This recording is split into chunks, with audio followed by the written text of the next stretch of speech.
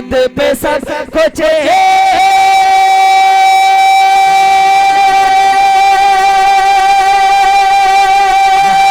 لٹانے چلے گئے حسین اپنے سر کو کٹانے چلے گئے حسین اپنے سر کو کٹانے چلے گئے جو بچپن میں نانا سے وعدہ کیا ہے جو بچپن میں نانا جو بچپن میں نانا سے وعدہ کیا تھا اسے کربلا میں نبھانے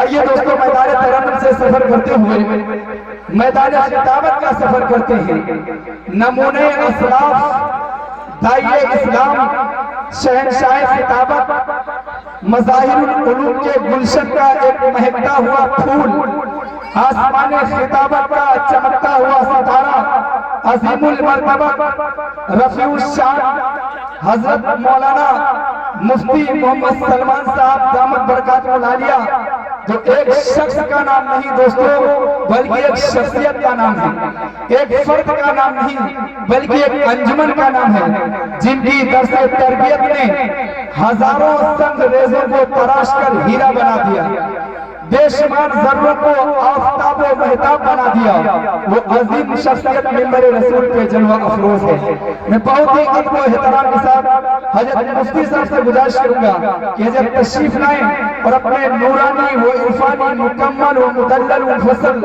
خطاب سے بھیرمپور گوڑا کے پیارے اور اچھے سامعین کو محظوظ و مستفیض فرمائیں استقبال کرتا ہوں گوڑا کے اچھے اور پیارے سامعین حضرت مفتی صاحب کا ان 4 مصروں سے کہ یہاں تشریف لائے ہیں میرے مفتی سلمان صاحب یہاں تشریف لائے ہیں میں اہل گوڑا کی جانب سے کمیٹی والوں کی جانب سے استقبال کرتا ہوں حضرت مفتی صاحب کا کہ یہاں تشریف لائے ہیں میرے مفتی سلمان صاحب خطابت کرنے آئے ہیں میرے مفتی سلمان صاحب فقط ہندوستان ہی کیا بیرونی ممالک بھی فقط ہندوستان ہی کیا بیرونی ممالک بھی ارے دلوں پہ سب کے چھائے ہیں میرے مفتی سلمان صاحب فقط ہندوستان ہی کیا بیرونی ممالک بھی دلوں پہ سب کے چھائے ہیں میرے مفتی سلمان صاحب میں بہت ہی ادب و احترام کے ساتھ حضرت مفتی صاحب سے گزارش کروں گا کہ آپ تشریف لائیں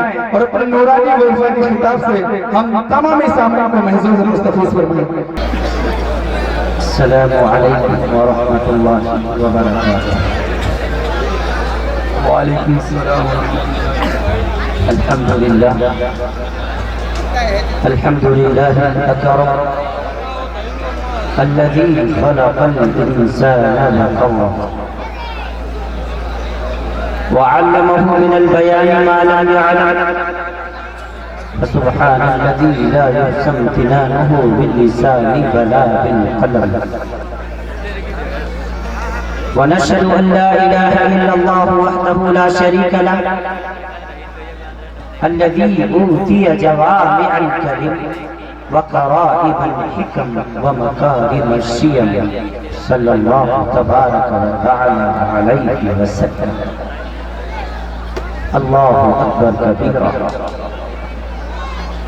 لا ضد له ولا ند له ولا جور له ولا شبه له ولا حد له ولا عد له ولا حد له ولا عد له ولا كف له ولا مثال له ولا مثل له أما بعد فقد قال الله تعالى عز وجل في الكلام المجيد والفرقان الحميد فأعوذ بالله من الشيطان الرجيم بسم الله الرحمن الرحيم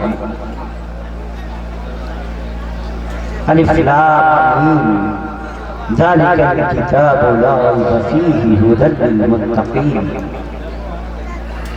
وقال تعالى إنما المؤمنون إخوة فأصلحوا بين أخويكم واتقوا الله وقال تعالى يا أيها الذين آمنوا إن جاءكم فاسق بنبأ فتبينوا أن تصيبوا قوما ان تصيبوا قوما بجهالة فتصبحوا على ما فعلتم نادمين. وقال تعالى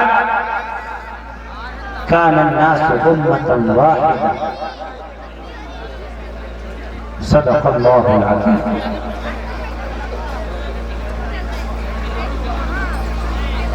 عن أبي هريرة رضي الله تعالى عنه قال قال رسول الله صلى الله تعالى عليه وسلم بني الإسلام على خمس: شهادة أن لا إله إلا الله وأن محمدا عبده ورسوله وإقام الصلاة وإيتاء الزكاة والحج وصوم رمضان. رواه البخاري. عن عثمان بن عفان رضي الله تعالى عنه قال قال رسول الله صلى الله تعالى عليه وسلم خيركم من تعلم القرآن وعلمه. رواه البخاري. عن بريدة عن أبيه عن النبي صلى الله عليه وسلم قال من قرأ القرآن يتكل به الناس جاء يوم القيامة وجهه عدم ليس عليه لحم. رواه ابن ماجه. عن عائشة رضي الله تعالى عنها عن النبي صلى الله عليه وسلم قال يا عائشة إياك ومحقرات الذنوب فإن لها من الله طالبا. رواه أحمد. عن أبي الدرداء رضي الله تعالى عنه قال قال رسول الله صلى الله تعالى عليه وسلم إن العالم ليستغفر له من في السماوات ومن في الأرض حتى الحيتان في الماء. إن العلماء ورثة الأنبياء. إن الأنبياء لم يورثوا دينارا ولا درهما إنما ورثوا العلم فمن أخذه أخذ بحد وافر. رواه الترمذي وابن ماجه وابي داود ورواه احمد او كما قال رسول الله صلى الله تعالى عليه وسلم. محبت کے شرر سے دل سراپا نور ہوتا ہے. محبت کے شرر سے دل سراپا نور ہوتا ہے اور ذرا سے بیج سے پیدا ریا سے دور ہوتا ہے. اور محبت ہی سے ہے پائی شفا بیمار قوموں نے. محبت سے ہی ہے پائی شفا بیمار قوموں نے. کیا ہے وقت خفتہ کو بہت بیدار قوموں نے. محبت کیا ہے دل کا درد سے معمور ہو جانا. محبت کیا ہے دل کا درد سے معمور ہو جانا. متاع جان کسی کو سونپ کر مجبور ہو جانا. متاع جان کسی کو سونپ کر مجبور ہو جانا. اور اگر ہے راہ الفت میں قدم ہے راہ الفت میں تو منزل کی ہوس کیسی. قدم ہے راہ الفت میں تو منزل کی ہوس کیسی. یہاں تو عین منزل ہے تھکن سے چور ہو جانا. یہاں تو عین منزل ہے تھکن سے چور ہو جانا. اور بسا لینا کسی کو دل میں دل ہی کا کلیجہ ہے. بسا لینا کسی کو دل میں دل ہی کا کلیجہ ہے. پہاڑوں کو تو بس آتا ہے جل کر دور ہو جانا. محبت کیا ہے دل کا درد سے معمور ہو جانا. متاع جان کسی کو سونپ کر مجبور ہو جانا. اور اقبال کہتا ہے اے رب ذوالجلال قوت عشق سے ہر پست کو بالا کر دے. آمین کہہ دیجئے. جس کثرت سے آپ یہاں موجود ہیں آپ کی آمین کی آواز کی گونج ہمارے کانوں میں آئی نہیں. ایک مرتبہ بلند آواز سے کہہ دیجئے آمین. ماشاءاللہ اب لگتا ہے آگے سے پیچھے تک زندہ ہے. آمین خود ایک مستقل دعا ہے. آمین ایک مستقل دعائیہ جملہ ہے. یہ جو لفظ آمین آپ نے کہا، آپ نے اللہ سے دعا مانگی. امام جلال الدین عبد الرحمن السیوطی نے ایک کتاب لکھی ہے جس کا نام ہے الحبائق فی اخبار الملائک. اس میں ایک روایت نقل فرمائی ہے کہ پیغمبر اسلام صلی اللہ علیہ وسلم نے ارشاد فرمایا کہ جب اللہ کے مومن بندے، اللہ کی مومنہ بندیاں ساری دنیا سے، دنیا کے کونے کونے سے، Hindustan, Pakistan, Afghanistan, Azerbaijan, England, New Zealand, Scotland, Zimbabwe, دنیا کے 265 ممالک سے جب اللہ کے مومن بندے حج کرنے کے لیے مکہ المکرمہ جاتے ہیں اور بیت اللہ کا طواف کرتے ہیں، اور طواف کے درمیان سے دعا مانگتے ہیں ربنا آتنا فی الدنیا حسنہ وفی الآخرۃ حسنہ وقنا عذاب النار، تو رب ذوالجلال نے ایک فرشتوں کی جماعت وہاں پر کھڑی کر رکھی ہے. ان فرشتوں کا کام نماز پڑھنا نہیں ہے، روزہ رکھنا نہیں ہے، تلاوت کرنا نہیں ہے، عبادت کرنا نہیں ہے، کوئی تسبیحات کا پڑھنا نہیں ہے، کوئی ورد کرنا نہیں ہے. ان کی ڈیوٹی یہ ہے کہ وہ ان حجاج کرام کی دعاؤں پر آمین کہیں. اسی لیے بخاری شریف میں بزرگ تابعی حضرت عطا کا قول درج ہے. حضرت عطا فرماتے ہیں آمین مستقل ایک دعا ہے، اسی وجہ سے آپ بھی بلند آواز سے ایک مرتبہ اور آمین کہہ کر دعا مانگ لیجیے. آمین. ماشاءاللہ قوت عشق سے ہر پست کو بالا کر دے، دہر میں اسم محمد سے اجالا کر دے. اس پر بھی آمین کہنا چاہیے. یہ سب دعائیہ شعر ہیں. اے رب ذوالجلال قوت عشق سے ہر پست کو بالا کر دے، دہر میں اسم محمد سے اجالا کر دے. تڑپنے پھڑکنے کی توفیق دے، دل مرتضیٰ سوزے صدیق دے، جوانوں کو سوزے جگر بخش دے، میرا دل و میری نظر بخش دے. کیوں کہ محمد سے وفا تو نے تو ہم تیرے ہیں. یہ جہاں چیز ہے کیا لوح و قلم تیرے ہیں، یہ جہاں چیز ہے کیا لوح و قلم تیرے ہیں. رب ذوالجلال کا بے انتہا احسان ہے. اللہ کا شکر ہے کہ کریم اللہ سرزمین گھوڑا، میں تو اس کو گونڈا سمجھتا تھا. جب فون آیا مولانا استاد علوی صاحب کا تو انہوں نے جب بتایا تو میں نے سمجھا گونڈا. میں نے کہا کتنی دور ہے؟ تو بتا کہ سورت گنج کے قریب میں ہے. میں نے کہا بہرائچ کے آگے ابھی میں گیا تھا، اتنی جلدی ہے سورت گنج کے قریب آ گیا. یہ گونڈا ہے، گھوڑا ہے، یہ گینڈا ہے کہ چلتا پھرتا رہتا ہے باقاعدہ. اس کے بھی پیر لگے ہوئے. میں نے گونڈا ہی سمجھ رکھا تھا، بعد میں آ کے پتا چلا کہ یہ گھوڑا ہے. اللہ جانے کہ کس نے اس کا نام گھوڑا رکھ دیا. اتنے اچھے لوگ، اتنے اچھے سامعین، اتنے اچھے انتظام کرنے والے، اتنی بہترین مسجد کی تعمیر ہو رہی ہے الحمدللہ. ابھی اس موضوع پر بھی انشاءاللہ میں گفتگو کروں گا، تھوڑی سی باتیں ہوں گی. اتنی بہترین جگہ ہے اور اس کا نام اتنا خطرناک رکھا. آپ نے یوگی جی کو بتایا نہیں کہ نام بدلنے کی ضرورت ہے.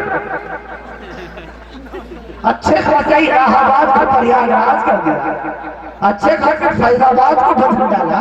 اس کو بدلنے کی ضرورت تھی. جس کا نام لینے میں بھی مجھے دقت ہوتی ہے اس کا نام کسی نہیں بدلا.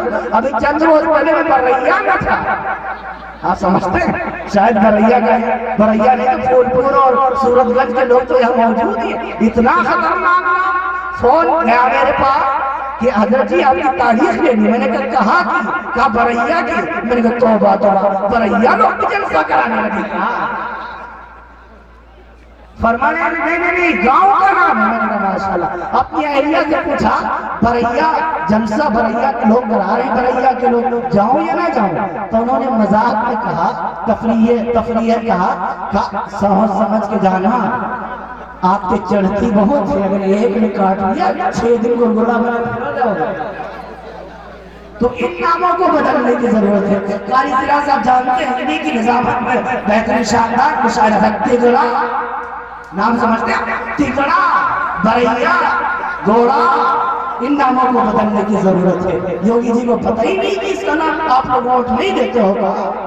اور تو دیتے ہو گے ماشاءاللہ. اس وجہ سے بہرحال یہ باتیں میں نے تفریحاً کہی. اللہ تعالیٰ آپ سب کو سلامت رکھے, اللہ آپ سب سے خوش ہو, اللہ آپ سب سے راضی ہو. بڑا ہی شکر گزار ہوں میں تمام اراکین کمیٹی کا, خصوصاً اس جلسے کے اولین داعی حضرت مولانا نوشاد حبیبی صاحب دامت برکاتہم العالیہ کا.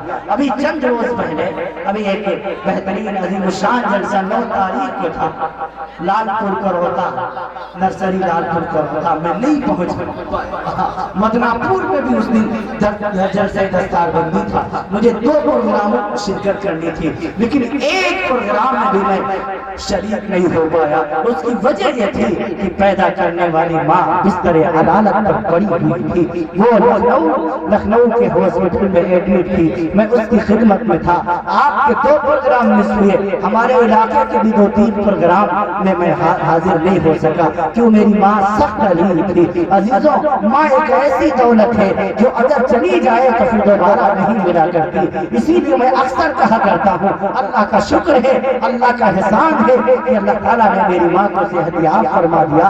اب گھر آ گئی ہے, مجھے بھی سکون ہے. اجازت لے کر آپ کے دیار میں حاضر ہو گیا ہوں. ابھی 2 روز قبل میرا آپ کو متھرا کے قریب ڈاکٹر شمیم صاحب کی ایک بڑی لمبی سسرال میں میرا خطاب تھا, وہاں بھی ابھی میں ہو کر کے آیا ہوں. اسی دن میں اپنے گھر سے واپس آیا تھا. میری ماں پوری ہو چکی ہے, 80 سال سے زائد عمر ہے, جس کی خدمت کرنی بھی ضروری ہے. نوجوانوں, ماں ایک ایسی دولت ہے جو جانے کے بعد دوبارہ نہیں ملا کرتی. باپ ایک ایسی دولت ہے جو جانے کے بعد دوبارہ نہیں ملا کرتی.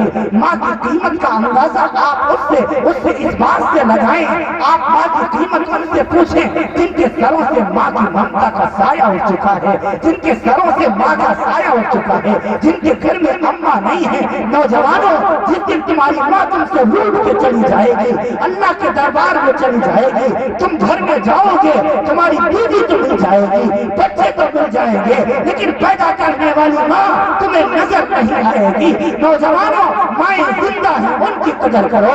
ہاں, اسی لیے میں کہا کرتا ہوں, بیوی کا اگر انتقال ہو جائے, ممکن ہے اگر عمر باقی ہے آپ کی, دوسری بیوی آپ کو مل سکتی ہے. بیٹی کا انتقال ہو جائے, ممکن ہے رب آپ کو دوسری بیٹی دے عطا فرما دے. بیٹے کا انتقال ہو جائے, دوسرا بیٹا مل سکتا ہے. دوست چلا جائے, دوسرا دوست آپ کو مل سکتا ہے. لیکن جس دن ماں تم کو چھوڑ کر چلی گئی, ساری زندگی روتے پھرو گے, ساری دنیا کی دولت خرچ کرنے کے بعد بھی تم کو ماں تمہاری نہیں مل پائے گی. یہ ماں دنیا کی ایک عظیم نعمت ہوا کرتی ہے. اسی وجہ سے میں کہا کرتا ہوں, رب جلال نے جتنی نعمتیں اس دھرتی پر نازل فرمائی ہیں, ان سب میں سب سے بڑی نعمت ماں کی نعمت ہے, ماں کی نعمت ہے. ہاں, باپ کے انتقال پر بچہ یتیم ہوتا ہے, باپ کے انتقال ہو گیا تو صرف گھر گزرتا ہے, لیکن جس دن ماں کا انتقال ہوتا ہے اس دن زندگی گزر جایا کرتی ہے. ماں کے باپ کے انتقال سے گھر ویران ہوتا ہے, لیکن ماں کے انتقال سے زندگیاں ویران ہو جایا کرتی ہیں. ہاں, جس دن تمہاری ماں نہیں ہوگی, گھر کے اندر آؤ گے, تم کو بیوی نظر آ جائے گی, بیٹی نظر آ جائے گی, بیٹا نظر آ جائے گا, دیواریں نظر آ جائے گی, وہ تخت تو تمہیں نظر آئے گا, وہ چارپائی تو تمہیں نظر آئے گی جس چارپائی پر تمہاری ماں بیٹھا کرتی تھی. لیکن چارپائی پر بیٹھنے والی ماں کو تم نہیں دیکھ پاؤ گے. اس دن تمہیں ماں کی قیمت کا پتہ چلے گا. اے نوجوانوں, ماؤں کی خدمت کرو, ماؤں کی خدمت کرو.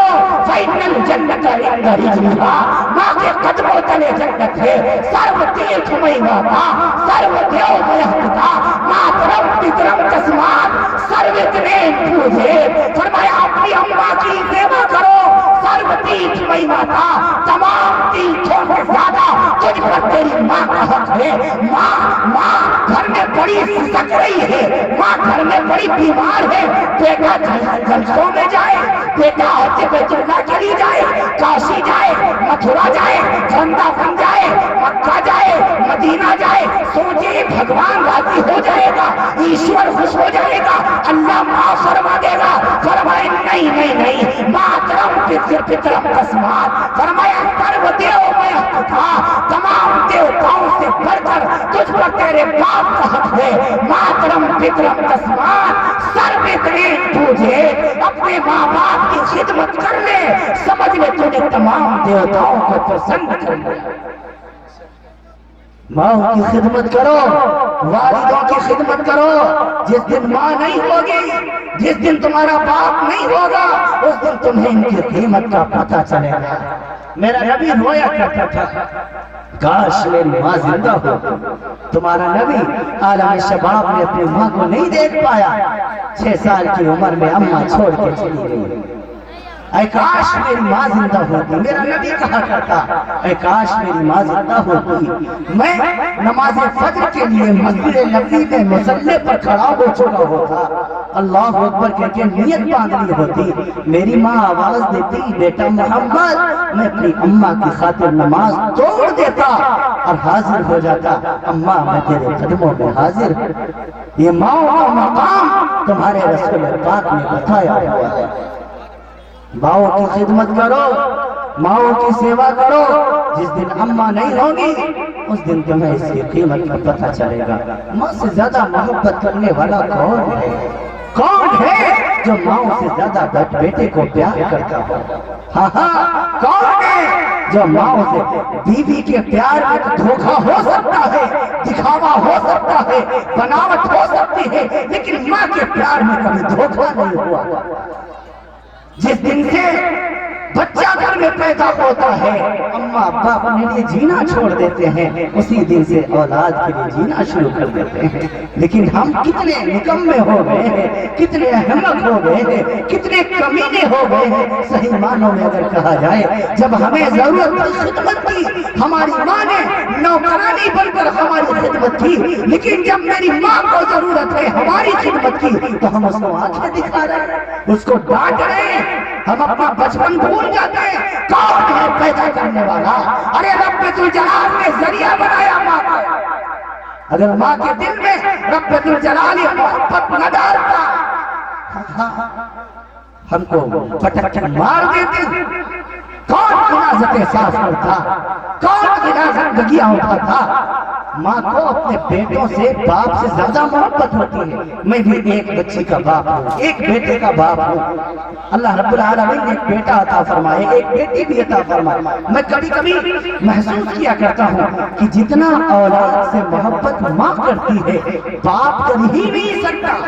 اور اس کی تازہ مثال یہ ہے، دیکھو ابا نے لیا، میں اپنی مثال دیتا ہوں، میں نے اپنے بیٹے کو لیا اور ذرا سا گود میں اٹھایا، اس نے پیشاب کر دیا، فوراً ہٹا دیا اس کو اور ڈانٹنا شروع کر دیا. دیکھو اس نے میرے کپڑے گندے کر دیے، دیکھو اس نے مجھ کو بھگا دیا، سردی کا موسم ہے، اس نے میرے کپڑے گندے کر دیے. ادھر اپنے گھر میں اپنی بیویوں کو دیکھو، نوجوانوں اپنی ماؤں کو دیکھو. بیٹا سارا دن اماں اماں کرتا ہے، سارا دن بیچاری کے کپڑے گندے کرتا ہے، سارا دن اس کے اوپر غلاظت کرتا ہے. سردیوں کا موسم ہے، اماں قریب میں لیٹی ہوئی ہے، بچے نے پیشاب کر دیا، اماں نے جھٹ سے اٹھا کر خود گیلے میں لیٹ گئی، بچے کو اٹھا کر سینے سے لگا لیا تاکہ میرے بیٹے کو سردی نہ لگے، میرے بچے کو سردی نہ لگے. یہ باپ نہیں کر سکتا، یہ باپ نہیں کر سکتا، یہ ماں ہی ہے جو اپنی اولاد کے ساتھ کر سکتی ہے. اسی لیے میرے نبی صلی اللہ علیہ وسلم نے فرمایا، اے لوگو، تم پر تمہاری ماں کا باپ سے 3 گنا زیادہ حق ہے. تم 3 گنا زیادہ اپنی ماؤں سے پیار کیا کرو باپ کے مقابلے میں. ایک صحابی آئے، یا رسول اللہ، ہم پر سب سے زیادہ کس کا حق ہے اللہ کے بعد؟ امام الانبیاء نے فرمایا، امکا، تیری ماں کا. پھر فرمایا اس کے بعد کیا امکا، تیری ماں کا. کیا اس کے بعد کیا امکا، تیری ماں کا. کیا اس کے بعد کیا ابو کا. چوتھے نمبر پر باپ کا نام لیا. پتا چلا ماں کا مقام 3 گنا زیادہ ہے. اور سب سے زیادہ ہمارے ملک ہندوستان میں ماں ہی کو ذلیل کیا جاتا ہے. بیٹا باپ سے تو ڈرتا ہے لیکن ماں سے نہیں ڈرتا. माँ ही है जो अपने बेटों की गलतियां छुपाया करती है। कितनी हमारी और आपकी ऐसी गलतियां हैं जो अब्बा के कानों तक नहीं पहुंच पाती। माँ को पता चल जाता है लेकिन फिर भी तुम्हें माफ कर दिया करती है। अजीजों, अपनी माओं की कदर करो। जिस दिन माँ नहीं होगी इस दिन उनकी कीमत का पता चलेगा। लिहाजा माओं की खिदमत किया करो। अल्लाह के रसूल सल्लल्लाहु अलैहि वसल्लम से पूछा गया, या रसूल अल्लाह क़यामत कब आएगी? फरमाया जब माओं को ज़लील किया जाएगा तो क़यामत आ जाएगी। जब बेटियों भी माओं को डांट दे तो समझ लो क़यामत करीब है। जब बेटे माओं को डांट देने लगे तो समझ लो क़यामत करीब है। आखिर क्या वजह है कि आज जब बड़ा बेटा घर के अंदर दाखिल होता है तो बूढ़ी माँ सिसक कर एक कोने में बैठ जाती है। उसकी हिम्मत नहीं होती कि अपने बेटे के सामने बोले। क्यों माएं डर रही हैं आज बेटों से? क्योंकि उन्हें पता है हमारा बेटा किस काबिल है। नौजवानों, अपनी माओं के सामने अदब से हाथ बांध कर खड़े रहा करो। इनके सामने औफ न किया करो। और आपने फतवा दिया है तो अपनी माओं के सामने औफ भी न किया करो। अपनी माओं की खिदमत किया करो। जिस दिन माँ नहीं होगी उस दिन तुम्हें कीमत का पता चलेगा। आज तुम बड़े अक्लमंद बने फिरते हो, बीवी घर में आ गई, बस माँ से दूरी बना ली। हाँ, अब्बा मौजूद है, अम्मा भी मौजूद है, 4 बेटे हैं। हाँ, 4 बेटे, माँ बाप बुढ़ापे को पहुंच गए। उन 4 बेटों ने बांट रखा है। अम्मा उनके यहाँ खाएंगी, अब्बा उनके यहाँ खाएंगे। शर्म नहीं आती तुम्हें? एक माँ का मेरे पास फोन आया, कहने के हजरत जी मेरे बेटे ने हमको बुढ़ापे में अलग कर दिया है। अल्लाह अकबर, मेरे बेटे ने बुढ़ापे में अलग कर दिया है। मेरे 4 बेटे हैं। एक बेटे ने कहा 1 साल इनके पास अब्बा रहेंगे, उनके पास अम्मा रहेंगी। हजरत जी मेरे बेटों से कह दीजिए बुढ़ापे की तन्हाइयां बहुत सताती हैं, हम दोनों को अलग ना करें, एक पास रहने दे। भले भले 1 रोटी कम दें, भले 1 वक्त खाना दें, हम गुजारा कर लेंगे, लेकिन बुढ़ापे में एक दूसरे से अलग ना करें। नौजवानों, कहाँ जा रहा है हमारा मुल्क? क्या हो रहा है हमारे मुल्क?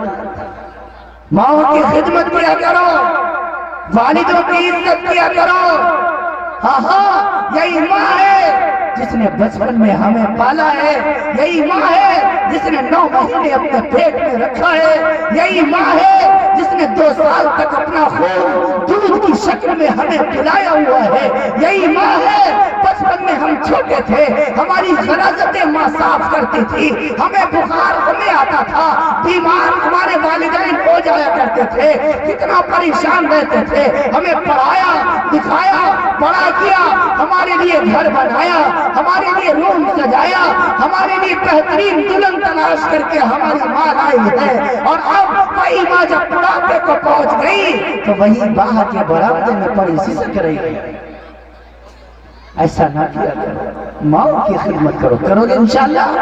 अगर वालिदैन नाराज हैं, जाना जाकर के उनके पैर पकड़ लेना। अम्मी जान आप माफ कर दीजिए, अम्मा मुझे माफ फरमा दीजिए, मुझसे गलती हो गई, आप मुझको माफ फरमा दीजिए, अब हम आपकी नाफरमानी नहीं करेंगे।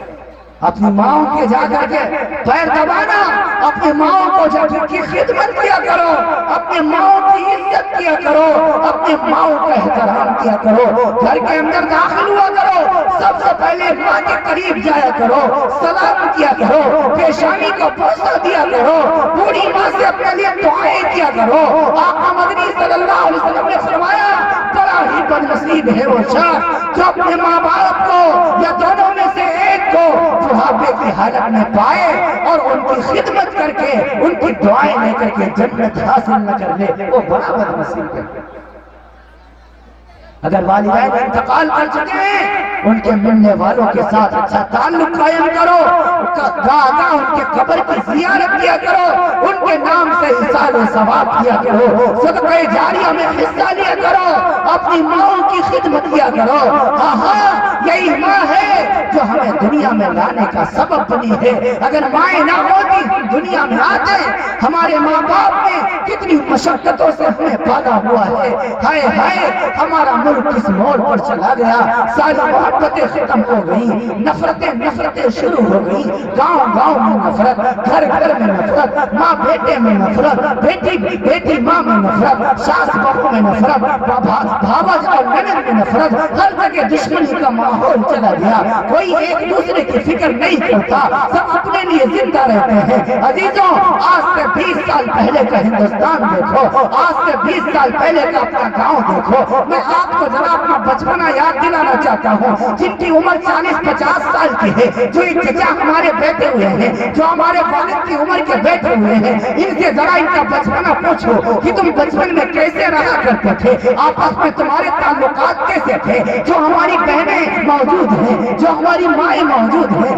یہ تمہیں بتائیں گی۔ ہم آپس میں غریب ضرور تھے لیکن محبت کے ساتھ رہتے تھے۔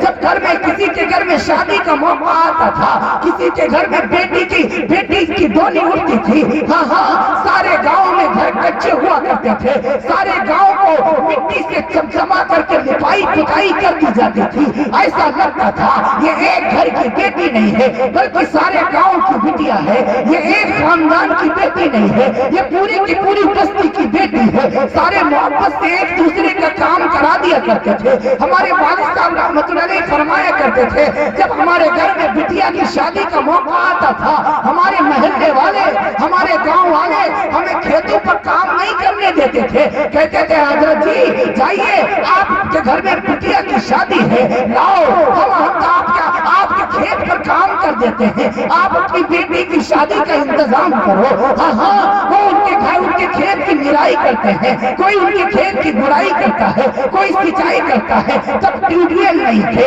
انجن نہیں تھے، لوگ بیڑیوں سے سچائی کیا کرتے تھے، لیکن کبھی بھی کسی کی فصل سوکھی نہیں رہتی تھی، کبھی بھی کسی کی فصل پیچھے نہیں ہوتی تھی، سب ایک دوسرے کے کام آیا کرتے تھے، سب ایک دوسرے کے سکھ دکھ میں کام آیا کرتے تھے۔ ہاں گھر میں میت ہو جاتی تھی، یہ نہیں دیکھتے تھے ہندو ہے یا مسلمان ہے، سکھ ہے یا عیسائی ہے، بدھسٹ ہے، جینسٹ ہے، کمیونسٹ ہے، خاندان والا ہے یا غیر خاندان والا ہے، سب اس کے دکھ میں شریک ہوا کرتے تھے، اس کے گھر میں محبت سے کھانے بھیجے جایا کرتے تھے۔ ہاں ایک ہی خوشی کے موقع پر بھی ایک دوسرے کا ساتھ دیا کرتے تھے، غمی کے موقع پر بھی ایک دوسرے کا ساتھ دیا کرتے تھے۔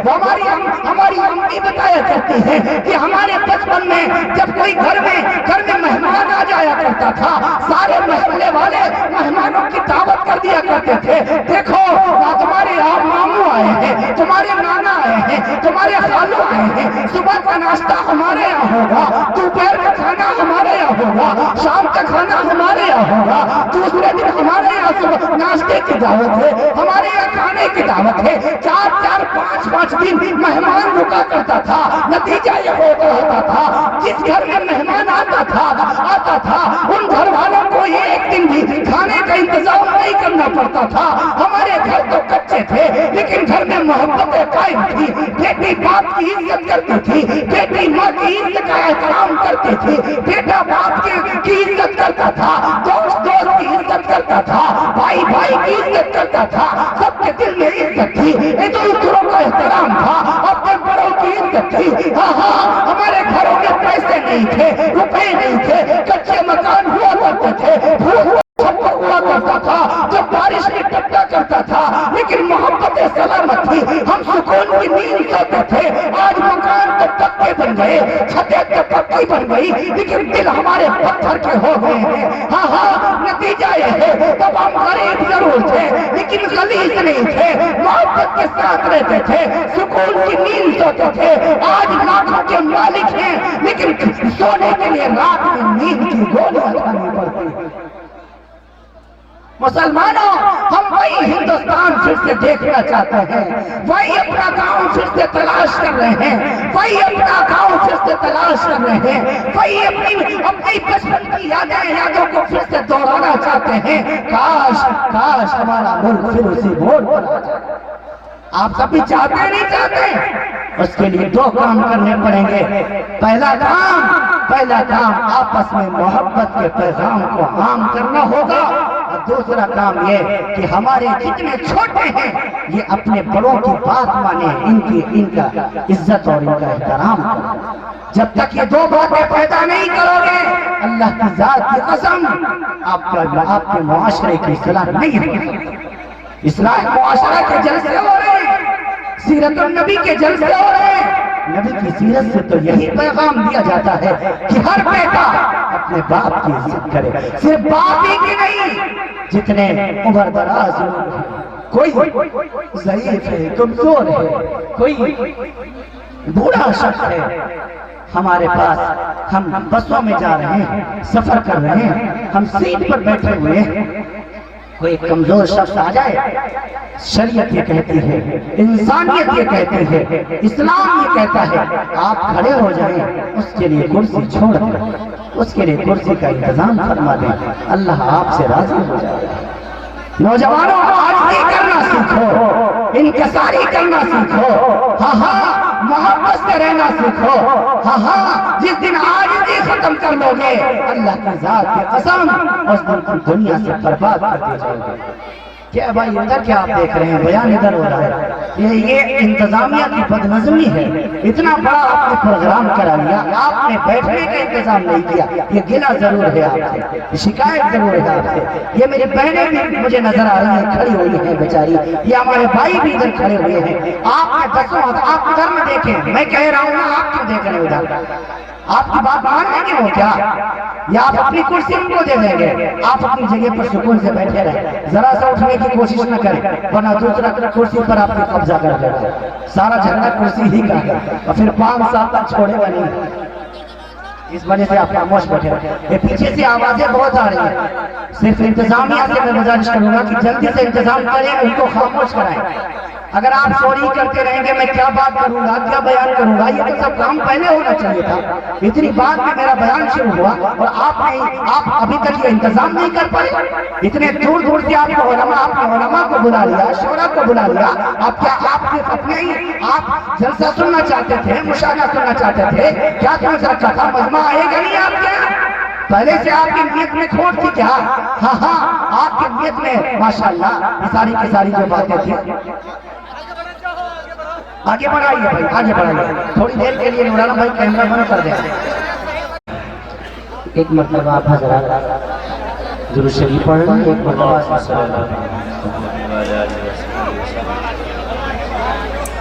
اب گزارش ہے کہ اب مجمع کے بیچ سے کوئی نہ اٹھے، اور جو ادھر ادھر چہل قدمی کر رہے ہیں ادھر اب کوئی گنجائش نہیں ہے، لہذا آپ اسی سائڈ میں بٹھانے کا اپنا انتظام یہ انتظامیہ کمیٹی کرے بہرحال۔ اب ادھر بہنیں بیٹھ چکی ہیں، اب ادھر کوئی آنے کی کوشش نہ کرے، اب کوئی ادھر سے ادھر نکل کر کے مت جائے، باقی سارے لوگ ادھر ہی رہیں۔ یہ بدنظمی ہو رہی ہے، حالانکہ یہ جلسے کے وقار کے بھی خلاف ہے کہ ہماری بہنوں کو اس طریقے سے سامنا بٹھا دیا جائے، یہ شریعت اسلام کے روح سے تو خلاف ہے۔ لیکن اب کیا جائے جب جگہ نہیں ہے، بہرحال انہیں گھر واپس بھی نہیں کیا جا سکتا۔ بہرحال آپ حضراتی جو میرے ہمارے نوجوان بھائی کھڑے ہوئے ہیں، یا تو یہ بیٹھ جائیں یا سائڈ میں آ جائیں، سامنے کوئی کھڑا نہ ہو، یا تو بیٹھ جائیں۔ ان کے لیے 2-4 کرسیاں اگر وہاں پر پڑ سکتی ہوں یہ ڈال دی جائیں، سارا راستہ بند کر دیا جائے، اب ادھر سے ادھر کوئی نہ آئے، ورنہ ہمیشہ یہ چہل قدمی ہوتی ہے۔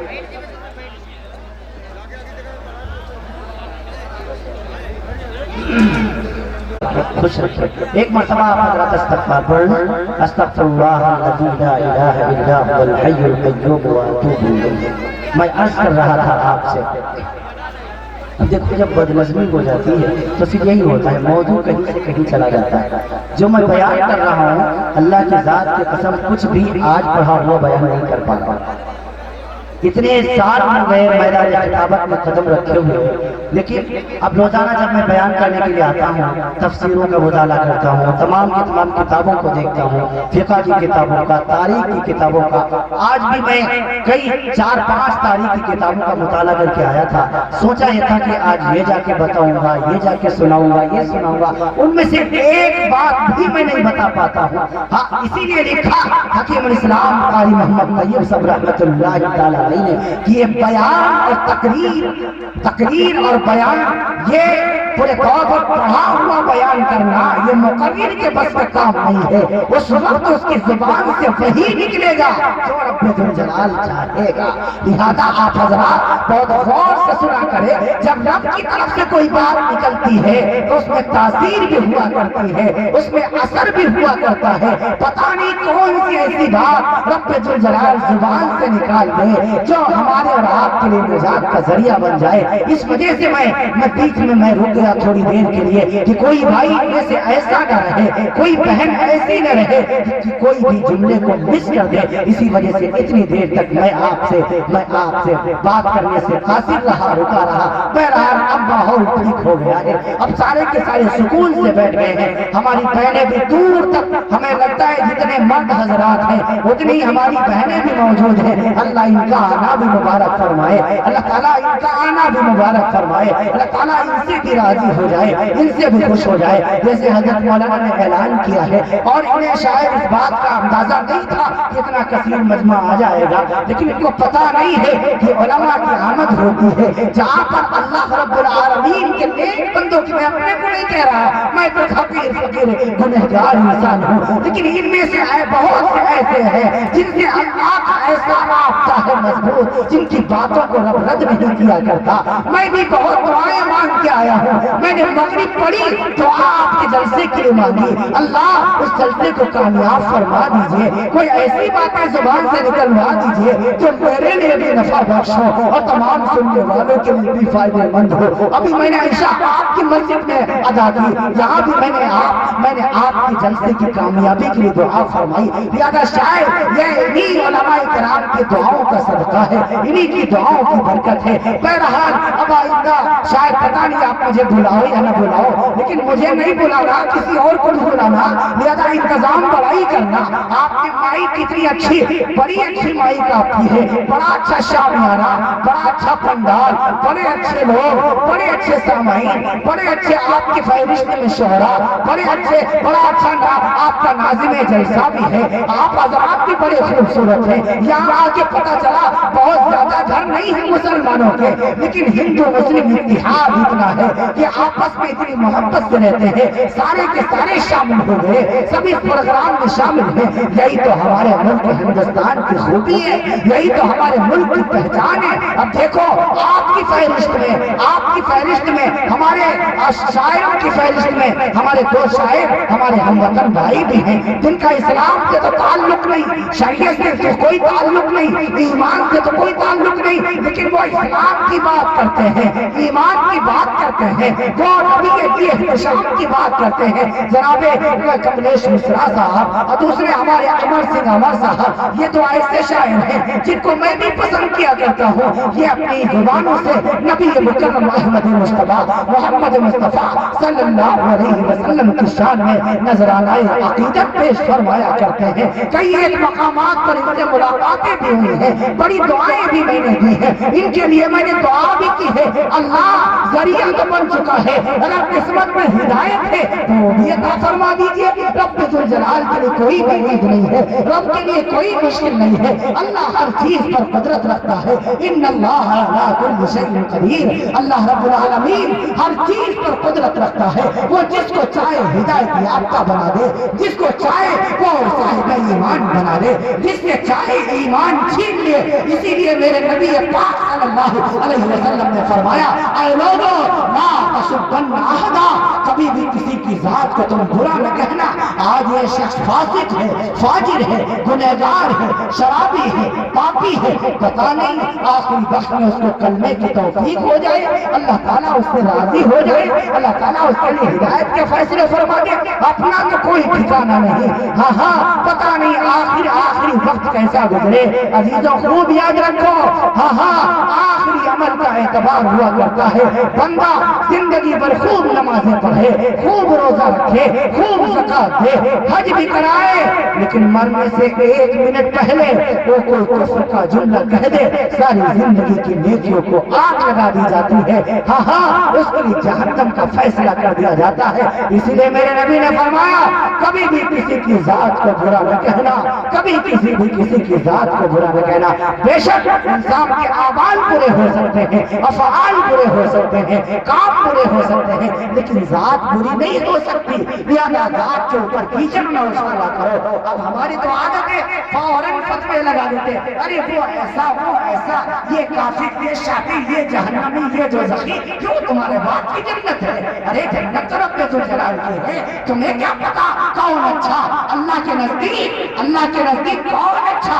मालदार आदमी, चौधरी आदमी, नेता आदमी, मुख्यमंत्री, प्रधानमंत्री, जिला पंचायत अध्यक्ष, ये बड़े बड़े नेता, ये अल्लाह के नजदीक में अल्लाह के नजदीक बहुत बड़ा मुकाम रखते हैं। फरमाया नहीं, इन्ना अकरमकुम इंदल्लाह अत्काकुम, अल्लाह के नजदीक बड़ा वो है, अल्लाह के नजदीक इज्जत वाला वो है तो सबसे ज्यादा अल्लाह से डरने वाला हो, सबसे ज्यादा इंसानियत की खिदमत करने वाला हो, सबसे ज्यादा एक दूसरों के काम आने वाला हो, सबसे ज्यादा एक दूसरों के काम आने वाला हो, सबसे ज्यादा एक दूसरों की मदद करने वाला हो, आपस में एक दूसरे से मोहब्बत करने वाला हो। अल्लाह के नजदीक सबसे बड़ा वही हुआ करता है। हाँ हाँ, यहाँ पर बरादरी नहीं चलती, यहाँ पर खानदान नहीं चलता, यहाँ पर चौधराहट नहीं चलती, यहाँ पर रुपया नहीं चलता, यहाँ पर पैसा नहीं चलता। सबसे बड़ा वो है जो अल्लाह से सबसे ज्यादा डरने वाला हो, अल्लाह की सबसे ज्यादा इबादत करने वाला हो, ईश्वर को सबसे ज्यादा राजी करने वाला हो, ईश्वर की वंदना करने वाला हो, ईश्वर की अर्चना करने वाला हो, उसकी तपस्या करने वाला हो और उसके तमाम के तमाम भक्तों पर, उसके तमाम के तमाम बंदों पर रहम करने वाला हो। मेरे नबी से पूछा गया, हम में से सबसे अच्छा कौन है? मेरे नबी ने ये नहीं फरमाया हाजी, नमाजी, हाफिज, आलिम, आली, मुफ्ती, नहीं, फरमाया तुम में सबसे अच्छा वो है जिसकी जुबान से और जिसकी जात से अल्लाह की किसी भी बंदे को तकलीफ न पहुंचती। यही मामला सबसे ज्यादा मुश्किल। आज हम जरा सी बात का फतवे लगा देते हैं, खानदान से बाहर कर देते हैं। अरे और तो छोड़ो, किसी और की बात नहीं करता, भाई के खिलाफ हो जाता है। कितने ऐसे भाई हैं जिन्होंने अपने भाइयों के खिलाफ कोर्ट में मुकदमा दायर किया हुआ है। किस वजह से?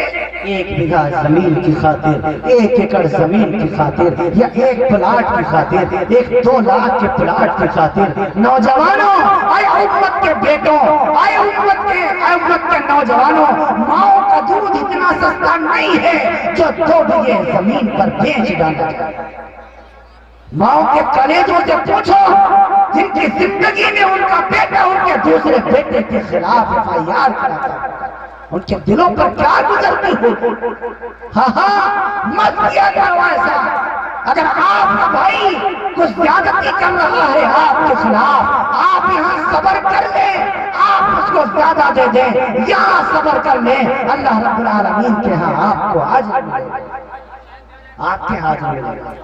हाँ, अल्लाह ताला ने हमें 2 और भाई अता फरमाए हैं। 3 भाई, हम 3 भाई हैं। मैंने अपने दोनों भाइयों से कह रखा है, जमीन कोई माने नहीं रखती, जायदाद कोई माने नहीं रखता, मकान कोई माने नहीं रखता, दुकान कोई माने नहीं रखता। मैंने कह दिया है, मैंने अपने दोनों हालांकि एक मुझसे बड़े हैं, एक मुझसे छोटा है, मैंने दोनों भाइयों से कह रखा है कि जब आपकी मर्जी आए, जब आपका दिल करे तो आप मुझे हिस्सा देना। हाँ, मैं माँ के दूध की हमेशा लाज रखूंगा, कभी आपसे झगड़ा नहीं करूंगा। अल्लाह रब्बुल आलमीन का फरमान है।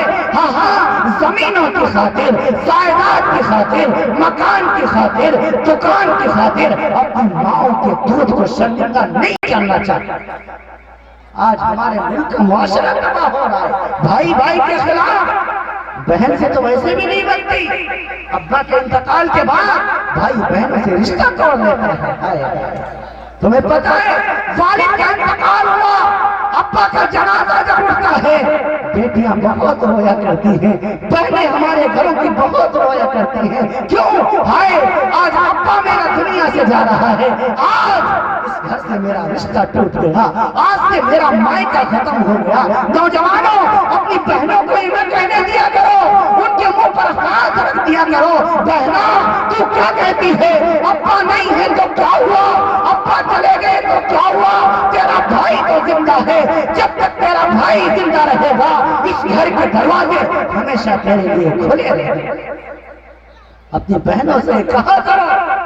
میں ہر جگہ ہر جلسے میں نوجوانوں سے ہاتھ جوڑ کر کے اپیل کرتا ہوں، سب ہماری بہنوں کو بہت شرمندہ کیا جاتا ہے. ابا کے جانے کے بعد، اماں کے جانے کے بعد بہنوں کے بھائی خبرگیری نہیں کرتے، سالوں ہو جاتے ہیں بہنوں کو فون کرنے کی نوبت نہیں آتی.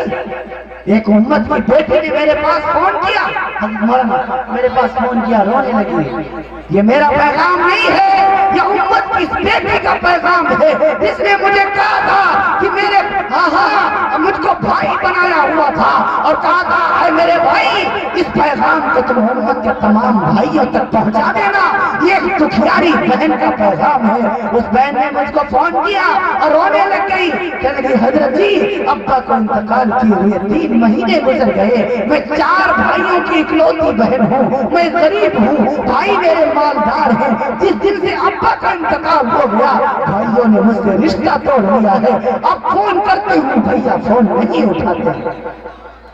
حضرت جی اس وجہ سے فون نہیں اٹھاتے کہ بہن کچھ مانگنے لگ جائے، بہن کو سوال نہ کرنے لگ جائے. آپ میرے بھائیوں سے کہہ دیجئے ہاں تمہاری بہن تمہیں بہت یاد کرتی ہے، تمہاری بہن کو جائیداد کی ضرورت نہیں ہے، روپے کی ضرورت نہیں ہے، پیسوں کی ضرورت نہیں ہے، ہاں دکان میں حصہ نہیں مانگتی. تمہاری بہن تو بھائیوں کے پیار کی بھوکی ہے.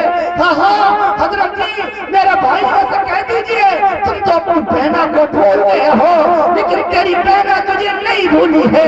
جب بھی وضو کرتی ہے، مصلی بچھاتی ہے، نماز پڑھتی ہے، نماز کے بعد دعا کے لیے ہاتھ اٹھاتی ہے، اپنے شوہر کے لیے دعا بعد میں مانگتی ہے، اپنے بیٹے کے لیے دعا بعد میں مانگتی ہے، پہلے دعا اپنے بھائیوں کے لیے مانگتی ہے. اللہ میرے بھائیوں کو سلامت رکھنا، اللہ میرے بھیا کو سلامت رکھنا.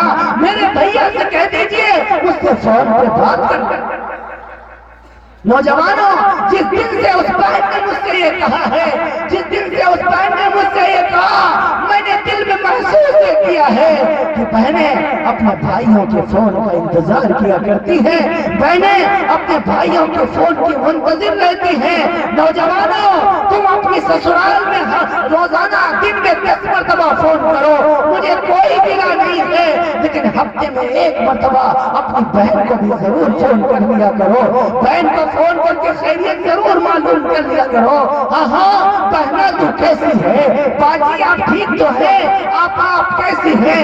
کبھی کبھی بہنوں کو لینے کے لیے پہنچ جایا کرو. کبھی کبھی عید کا موقع آتا ہے، آپ اپنی بیٹی کو 10,000 کا سوٹ دلائیں، آپ اپنی بیوی کو 10,000 کا سوٹ دلائیں، مجھے کوئی گلا نہیں ہے، لیکن 500 روپے کا سوٹ آپ اپنی بہن کے یہاں بھی لے کر پہنچ جایا کریں. اللہ کی ذات کی قسم اگر آپ کا بہنوئی آپ کی بہن کو 10,000 کا سوٹ دلائے گا، آپ کی بہن محلے کی عورتوں کو نہیں دکھائے گی، محلے کی عورتوں میں تذکرہ نہیں کرے گی، لیکن آپ 500 کا سوٹ لے کے جائیں گے، ساری محلے کی عورتوں کو دکھاتی پھرے گی اور کہے گی دیکھو یہ میرا بھیا لایا ہے، یہ میرا بھائی لایا ہے، یہ میرے میکے سے آیا ہے.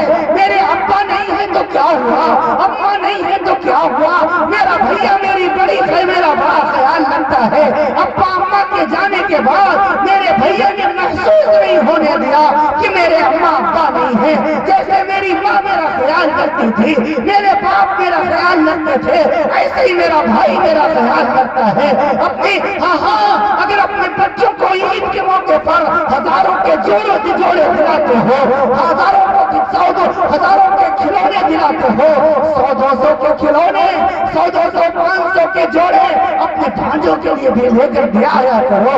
اللہ کی ذات کی قسم آپ کے بیٹے آپ کی بیٹی نہیں آپ کے ہزاروں کے کھلونے پا کر کے بھی ایک مرتبہ آپ کو تھینکس نہ کہیں گے، ایک مرتبہ آپ کا شکریہ ادا نہ کریں گے۔ لیکن اگر آپ 100-200 کے کپڑے، 100-200 کے کھلونے اپنے ننھے ننھے بھانجوں کو دیں گے تو آپ کے بھانجے آپ کے پیچھے پیچھے چلتے پھریں گے، محلے کے بچوں کو دکھاتے پھریں گے، دیکھو یہ میرا ماموں آیا ہوا ہے، یہ میرا ماما لایا ہوا ہے، دیکھو یہ جوتے میرا ماموں میرے لیے جوتے لایا ہے، میرا ماما میرے لیے کھلونے لایا ہے، میرے نانا نہیں ہے، میری نانی نہیں ہے، لیکن میرا ماموں میرا کتنا خیال رکھتا ہے۔ اے لوگو، جس دن سے میرے نانا نانی ختم ہوئے اس دن سے میرے ماما اور مامی میرا بڑا خیال رکھنے لگ گئے ہیں۔ اے لوگو، اپنی بہنوں کی خبرگیری کیا کرو گے انشاءاللہ؟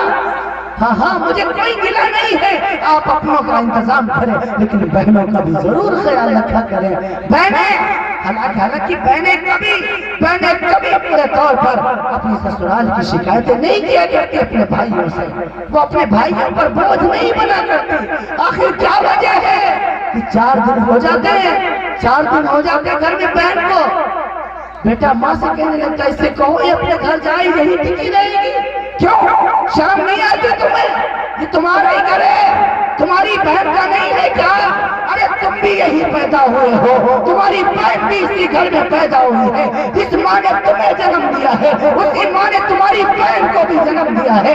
ہاں جس ماں نے تمہیں دودھ پلایا ہے اسی ماں نے اس کو بھی دودھ پلایا ہوا ہے، جس ماں کی گود میں تم کھیلا کرتے تھے اسی ماں کی گود میں یہ بہن بھی کھیلا کرتی تھی۔ ہاں تم بھول جاتے ہو، بچپن میں ہم چھوٹے سے ہوتے ہیں جب اسکول جانے لگتے یا مدرسے جانے لگتے ہیں تو ہماری بہنیں کتنے پیار سے ہمیں تیار کرتی ہیں، ہمارے کانوں میں ہماری آنکھوں میں کاجل بہن لگاتی ہے، سر کے بالوں میں تیل بہن لگاتی ہے، کنگھی بہن کرتی ہے۔ جب چلنے لگو راستے میں کوئی ہمیں چھیڑ دیتا تھا یا تمہیں چھیڑ دیتا تھا، کوئی مارنے لگتا تھا، ہماری بہن باوجود کمزور ہونے کے، باوجود چھوٹی ہونے کے وہ بدلہ لینے کے لیے تیار ہو جایا کرتی تھی۔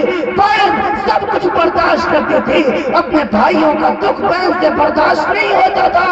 ہاں اپنے پیسے بھائیوں کو دے دیا کرتی تھی، بھیا تم چیز کھا لینا۔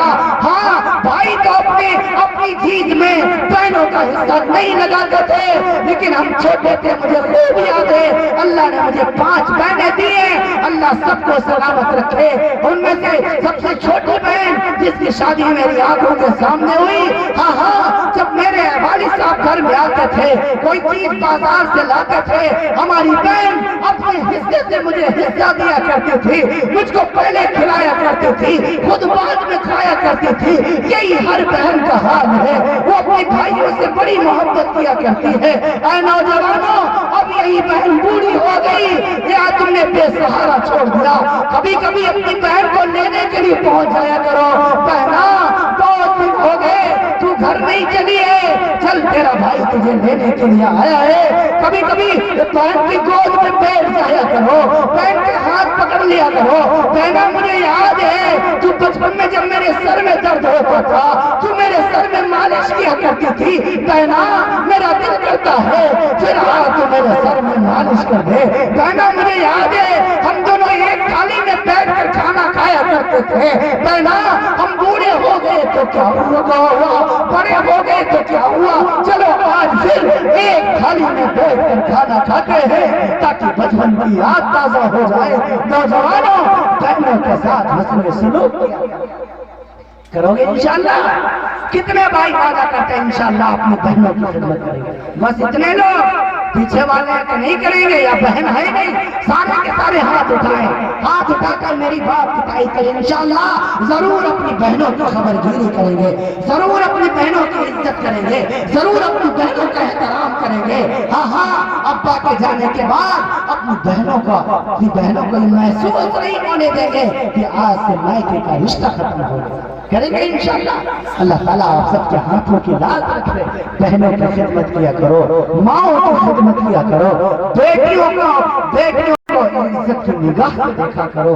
ہاں میرے نبی صلی اللہ علیہ وسلم نے فرمایا، اللہ کے رسول صلی اللہ علیہ وسلم بیٹھے ہوئے ہیں، ایک صحابی آئے، ہلاک تو یا رسول اللہ، اللہ کے رسول میں ہلاک ہو گیا، کیوں کیا ہوا؟ یا رسول اللہ زمانے جاہلیت کی بات ہے، یہ اس دور کی بات ہے جب بیٹیوں کی کوئی عزت نہیں ہوا کرتی تھی، بیٹیوں کو، بہنوں کو، گھر کی عورتوں کو پیروں کی جوتی سمجھا جاتا تھا۔ آئے میری ماں، آئے میری بہنوں، اے امت مسلمہ کی بیٹیوں جو آج تم شان و شوکت کے ساتھ اپنے گھر میں رہ رہی ہو، یہ دین اسلام کا صدقہ ہے، یہ مدینے والے رسول کی آمد کا صدقہ ہے۔ ہاں ہاں، اس مدینے والے رسول کے صدقے تو فعل میں تمہیں گھروں میں عزتوں کے ساتھ رکھا جاتا ہے، ورنہ گھروں میں بیٹیوں کی کوئی عزت نہیں تھی اللہ کے رسول صلی اللہ علیہ وسلم کی آمد سے پہلے۔ لوگ زندہ اپنی بچیوں کو زمین میں دفن کر دیا کرتے تھے۔ قرآن کریم میں ہے وَإِذَا الْمَوْءُودَةُ سُئِلَتْ بِأَيِّ ذَنبٍ قُتِلَتْ، میں میدان محشر میں قیامت والے دن ان بچیوں کو زندہ کروں گا اور ان سے پوچھوں گا بتاؤ کس جرم میں تمہیں قتل کیا گیا تھا۔ معصوم بچیوں کو زندہ لوگ زمین میں دفن کر دیتے تھے، بیٹوں کو سنبھالا کرتے تھے، بیٹیوں کو دفن کرتے تھے۔ کیوں دفن کیا کرتے تھے؟ اس وجہ سے نہیں کہ انہیں عورت سے نفرت تھی، نفرت کی وجہ سے نہیں۔ عطا اللہ شاہ صاحب بخاری رحمت اللہ تعالی علیہ نے لکھا کہ وہ اس وجہ سے اپنی بچیوں کو زندہ زمین میں دفن کر دیا کرتے تھے کیونکہ وہ مکے کے لوگ سردار تھے، وہ جھکنا انہیں اچھا نہیں لگتا تھا، جھکنا انہیں پسند نہیں تھا۔ ان کے دل میں خیال یہ تھا گھر میں اگر بیٹی ہوگی، بیٹے والے کے یہاں اس کا بیاہ کرنا پڑے گا تو بیٹے والوں کے سامنے ہمیں جھکنا پڑے گا، نیچا دکھائیں گے وہ لوگ ہمیں، اس وجہ سے وہ اپنی بیٹیوں کو زندہ زمین میں دفن کر دیا کرتے تھے۔ اللہ کے رسول صلی اللہ علیہ وسلم بیٹھے ہوئے، ایک صحابی آیا، اللہ کے رسول میں ہلاک ہو گئے۔ کہو بھائی کیا بات ہے؟ کہنے لگے یا رسول اللہ یہ اس دور کی بات ہے جب آپ نے نبوت کا اعلان نہیں فرمایا تھا، زمانے جاہلیت کی بات ہے، آپ نے نبوت کا اعلان نہیں فرمایا تھا۔ ہمارے یا رسول اللہ میں تاجر آدمی ہوں، تجارت کرنے کے لیے کبھی ملک شام جاتا ہوں، کبھی یمن جاتا ہوں، کبھی فلسطین جاتا ہوں، کبھی لبنان جاتا ہوں، کبھی تہران کی وادیوں میں جاتا ہوں۔ یا رسول اللہ صلی اللہ علیہ وسلم میں تجارت کی غرض سے گھر سے نکلنے لگ گیا، جب میں گھر سے نکلا ہوں اس وقت میری بیوی حمل سے تھی، میری بیوی پیٹ سے تھی۔ میں نے اپنی بیوی سے کہہ دیا کہ اگر میرے گھر میں بیٹا پیدا ہو تب تو اس کو زندہ رکھنا، پالنا پوسنا بڑا کرنا، لیکن اگر بٹیا ہو تو پیدا ہوتے ہی اس کو مار دینا یا زندہ زمین میں دفن کر دینا۔ یہ کہہ کے میں تو چلا گیا، میرے پیچھے میرے گھر میں ایک بیٹی پیدا ہوئی، بیٹی پیدا ہوئی، لیکن مجھے تجارت میں کافی وقت لگ گیا۔ میں 1.5-2 سال کے بعد جب واپس آیا میں نے اپنی بیوی سے پوچھا، میرے گھر میں ایک بیٹی تھی جو 1.5-2 سال کی ہو چکی تھی، میں نے پوچھا یہ بیٹی کس کی ہے؟ اس نے کہا یہ بیٹی اپنی نہیں ہے، ہماری نہیں ہے، تمہاری نہیں ہے، بلکہ یہ کسی غیر کی ہے، غیر اس کی امی دنیا سے چلی گئی لہذا اس کو پالنے کے لیے رکھ رکھا ہے۔ میں نے کہا ہمارے یہاں کیا پیدا ہوا تھا؟ بیٹا ہوا تھا یا بیٹی ہوئی تھی؟ تو میری بیوی نے مجھ سے جھوٹ بول دیا اور کہا ہمارے یہاں تو مری ہوئی ایک بٹیا پیدا ہوئی تھی، وہ تو اس کو تو پیدا ہوتے ہی انتقال کر گئی تھی، لہذا کوئی مسئلہ نہیں ہے۔ میں نے کہا ٹھیک ہے یہ میری نہیں ہے تو کیا ہوا، کوئی بات نہیں، غیر کی ہے تو چلے گا، اپنی نہیں ہے تو ٹھیک ہے۔ وہ بچی بڑی حسین تھی، خوبصورت تھی، اب وہ بچی میرے گھر میں رہنے لگ گئی، اب وہ بڑی ہو رہی ہے، میں اس کی انگلی وہ میری انگلی پکڑ کر مکے کی گلیوں میں ٹہلا کرتی تھی، گھوما کرتی تھی۔ وہ بچی مجھے بڑی پیاری لگتی تھی، بڑی حسین تھی، بڑی خوبصورت تھی۔ میں اس کو گودی میں اٹھائے پھرتا تھا، اپنے کندھے پر بٹھا کر مکے کے بازار میں گھمایا کرتا تھا۔ اب دھیرے دھیرے وہ بیٹی 5 سال کی ہو گئی۔ یا رسول اللہ میری بیوی نے دیکھا کہ اب تو ان کو اس بچی سے انس ہو گیا ہے، اس بچی سے پیار ہو گیا ہے، اس بچی سے محبت ہو گئی ہے، اب تو اسے کچھ نہ کہیں گے۔ میری بیوی نے مجھ سے کہہ دیا جس بیٹی کو तुम गोदी में उठाए उठाए फिरते हो, जिस बेटी को तुम इतनी मोहब्बत करते हो,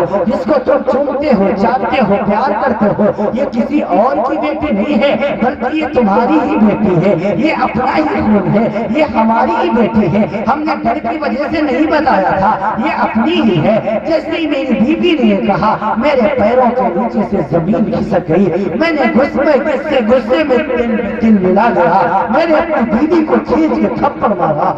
उस बेटी को, जिस बेटी को अभी तक मैं प्यार किया करता था, जिस बेटी को जो अभी तक मैं लाड किया करता था, जिस बेटी को अब तक मैं गोदी में उठाए उठाए फिरा करता था, उस बेटी से मुझे नफरत हो गई। मैंने उसका गरीबान पकड़ा और उसे घर से घसीटता हुआ बाहर निकालने लग गया। मैंने एक फावड़ा ले लिया, एक जमीन खोदने का आला ले लिया। मेरी बीबी मेरे कदमों में लौटने लग गई, रोने लग गई। इस मासूम की बच्ची की जान बख्श दीजिए, इस बच्ची ने तो हमारा क्या बिगाड़ा है, तुम्हारा क्या बिगाड़ा है। लेकिन या रसूल अल्लाह, मैं तो वैसी दरिंदा बन चुका था, मैं तो शैतान बन चुका था। मैंने उनकी बातों पर कोई ध्यान नहीं दिया और मैं उसे लेकर के जंगल में आ गया।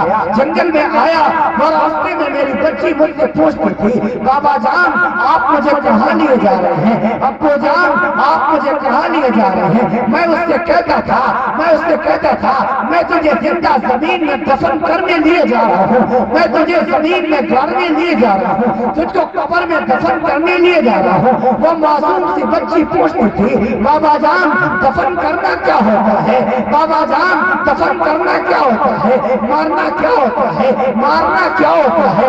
हाय हाय, उस मासूम सी जान को कब्र भी कुछ पता नहीं थी, हशर भी कुछ पता नहीं था, मौत भी कुछ पता नहीं थी, लेकिन मुझ पर कुछ असर न हुआ।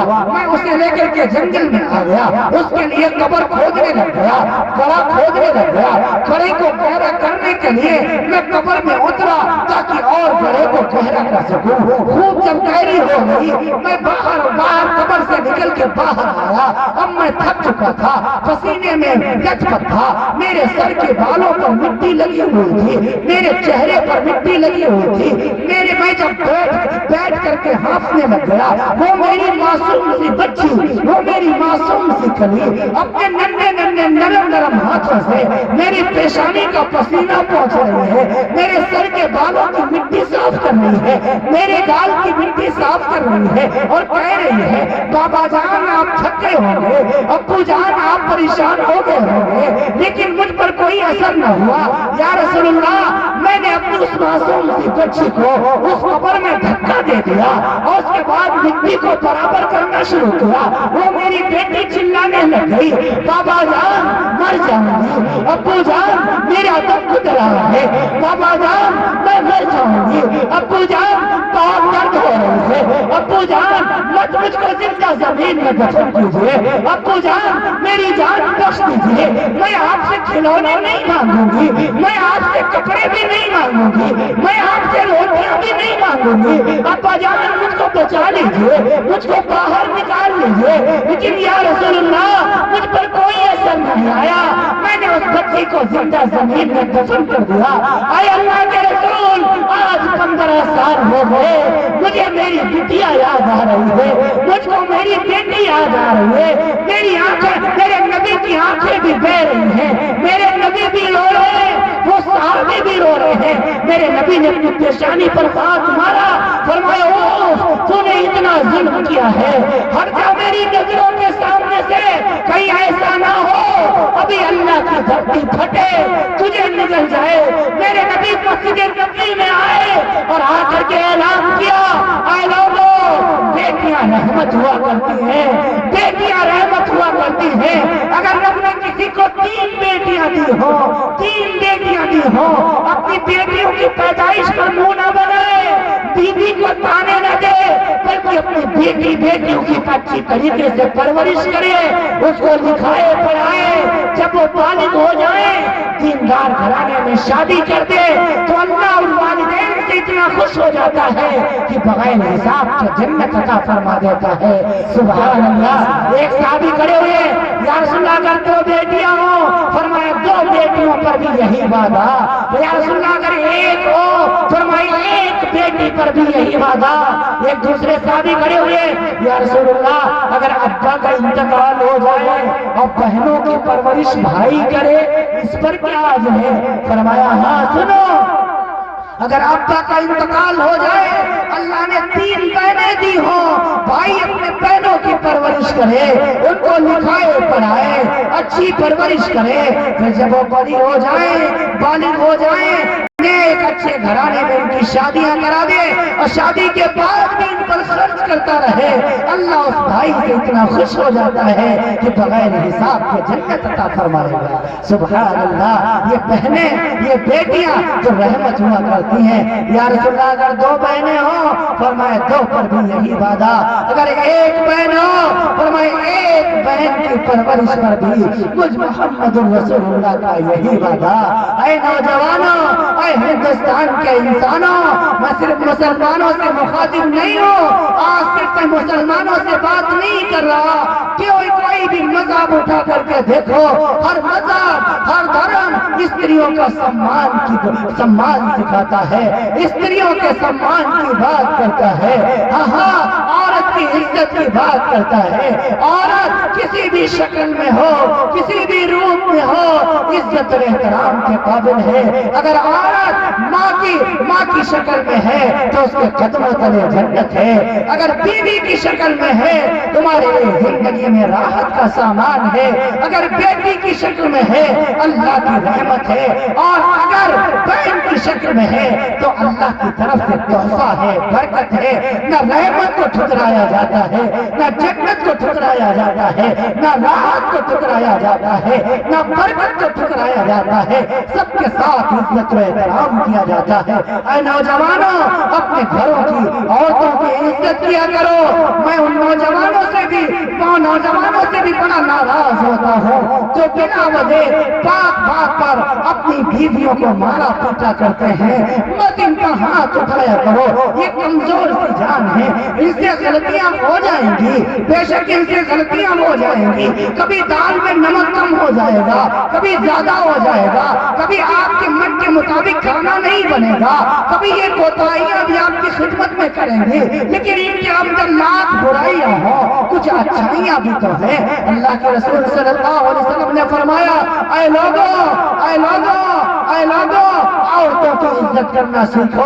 ایک روایت میں ہے تو اللہ کے رسول سے پوچھا گیا، یا رسول اللہ ہمیں کیسے پتہ چلے کہ ہم اچھے ہیں، ہم بہت خوبصورت ہیں، ہمارے اخلاق عمدہ ہیں، ہمارے کردار عمدہ ہیں، ہم بہت اچھے ہیں، کیسے پتہ چلے؟ تو اللہ کے رسول نے فرمایا، جب تمہاری بیویاں کہیں تم اچھے ہو تو سمجھ لو کہ تم اچھے ہو، کیونکہ بیویوں کو پتہ ہے آپ کے اخلاق کیسے ہیں، بیویوں کو پتہ ہے آپ کا کردار کیسا ہے، آپ کا کیریکٹر کیسا ہے۔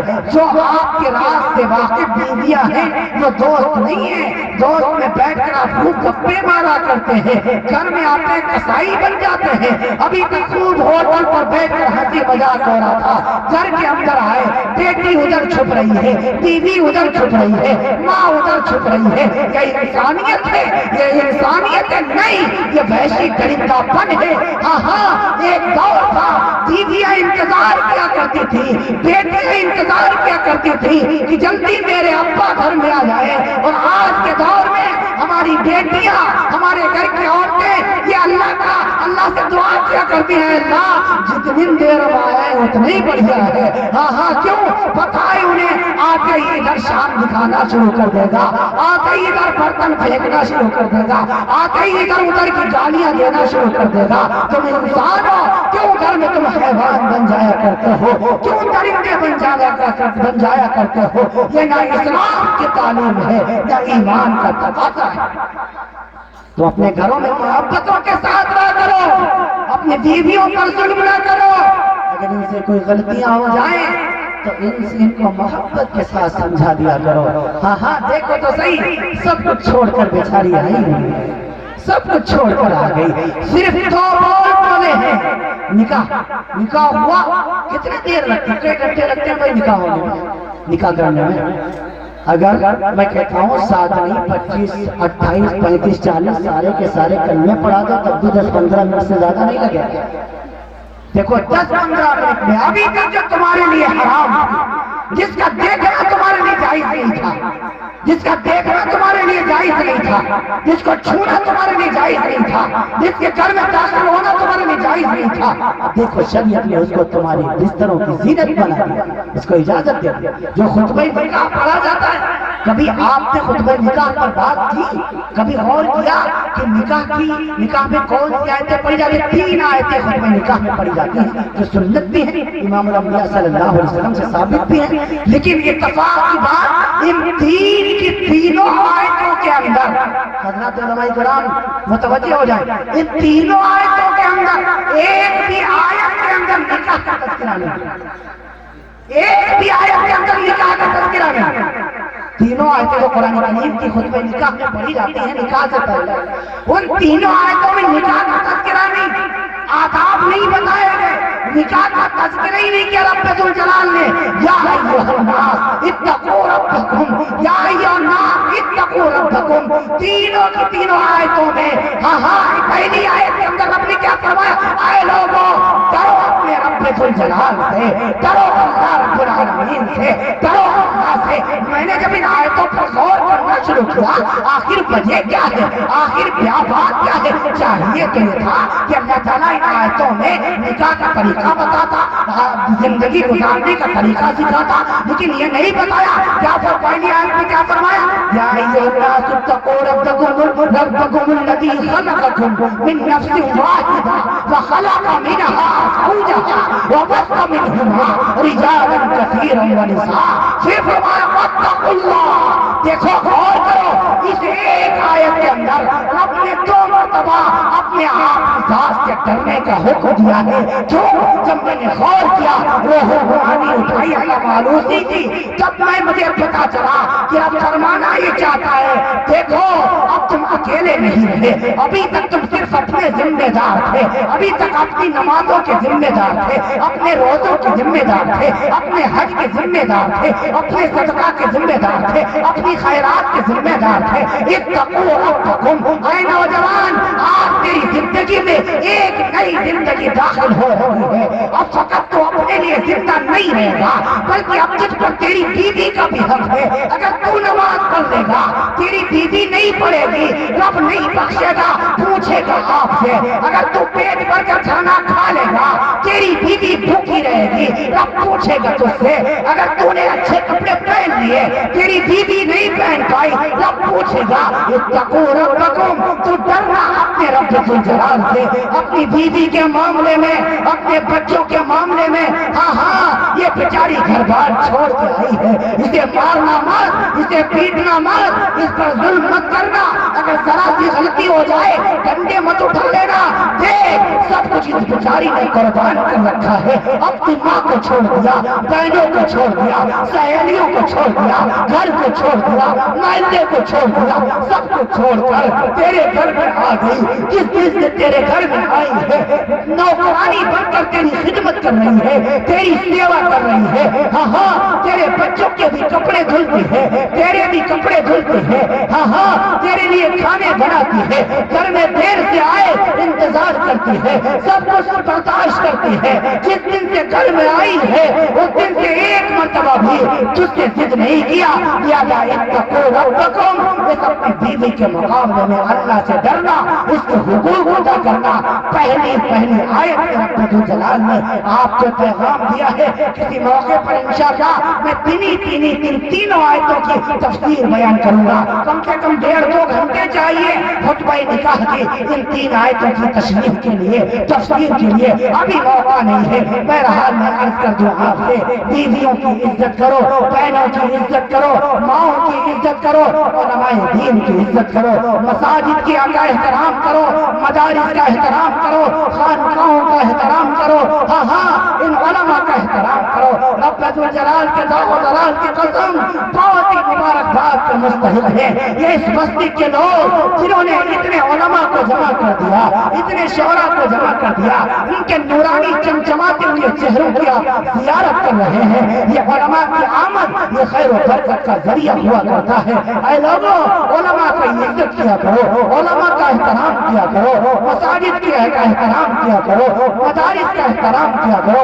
اگر آپ کے یہاں مدرسہ ہے، ہوگا مجھے امید ہے ہوگا مدرسہ، وہاں اگر بچے پڑھتے ہیں ان بچوں کے لیے انتظام کرو۔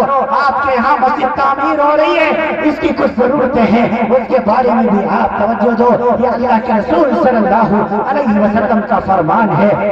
ہاں اب یہ قیامت کی نشانیوں میں سے ایک نشانی ہے کہ جب قرب قیامت ہوگا لوگ علماء سے دور ہوتے چلے جائیں گے، مسجدیں ویران ہو جائیں گی، مدرسے بند ہو جائیں گے، حالات ہو جائیں گے۔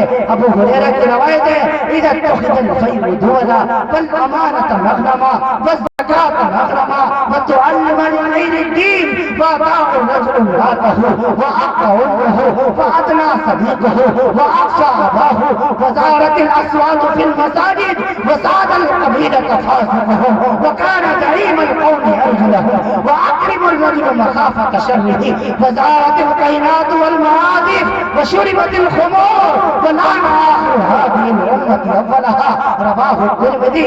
امام الانبیاء نے فرمایا جب قرب قیامت ہوگا لوگ مسجدوں سے دور ہو جائیں گے، علماء کی عزت نہیں کریں گے، علماء کا احترام ان کے دلوں سے نکل جائے گا۔ اے دنیا کے انسانوں، کیا تم برما کو نہیں جانتے؟ کیا تم نے برما کے حالات نہیں دیکھے؟ مفکر اسلام علامہ ابو الحسن علی ندوی رحمۃ اللہ تعالی علیہ نے 30 سال پہلے برما کا دورہ کیا تھا۔ وہاں جا کر کے انہوں نے دیکھا وہاں کے لوگ علماء کی بات نہیں مانتے، علماء کو گالیاں دیا کرتے ہیں، علماء کو گالی دیتے ہیں، کوئی مسجدوں کو آتا ہی نہیں، کوئی مدرسوں کی خدمت ہی نہیں کرتا، بلکہ علماء اور حفاظ سے دور ہوتے چلے گئے۔ مولانا علی میاں رحمۃ اللہ علیہ نے برما کی سرزمین پر 30 سال پہلے اعلان کیا تھا، اے برمی مسلمانوں، ہاں میری آنکھ دیکھ رہی ہے کہ تم علماء سے دور بھاگتے چلے جا رہے ہو، تم عالموں کو گالیاں دیتے ہو، حافظوں سے دور ہوتے چلے جاتے ہو، مدرسوں سے دور ہو رہے ہو، مسجدوں سے دور ہو رہے ہو۔ ان قریب میری آنکھیں دیکھ رہی ہیں، ان قریب رب ذو جلال تم پر ظالم کتوں کو مسلط کرنے والا ہے۔ ہاں مولانا علی میاں تو کہتے چلے گئے، 30 سال کا وقفہ گزر گیا، 30 سال کے بعد دنیا نے دیکھا برمی مسلمانوں کے خلاف ایک بدھسٹ قوم پیدا ہو گئی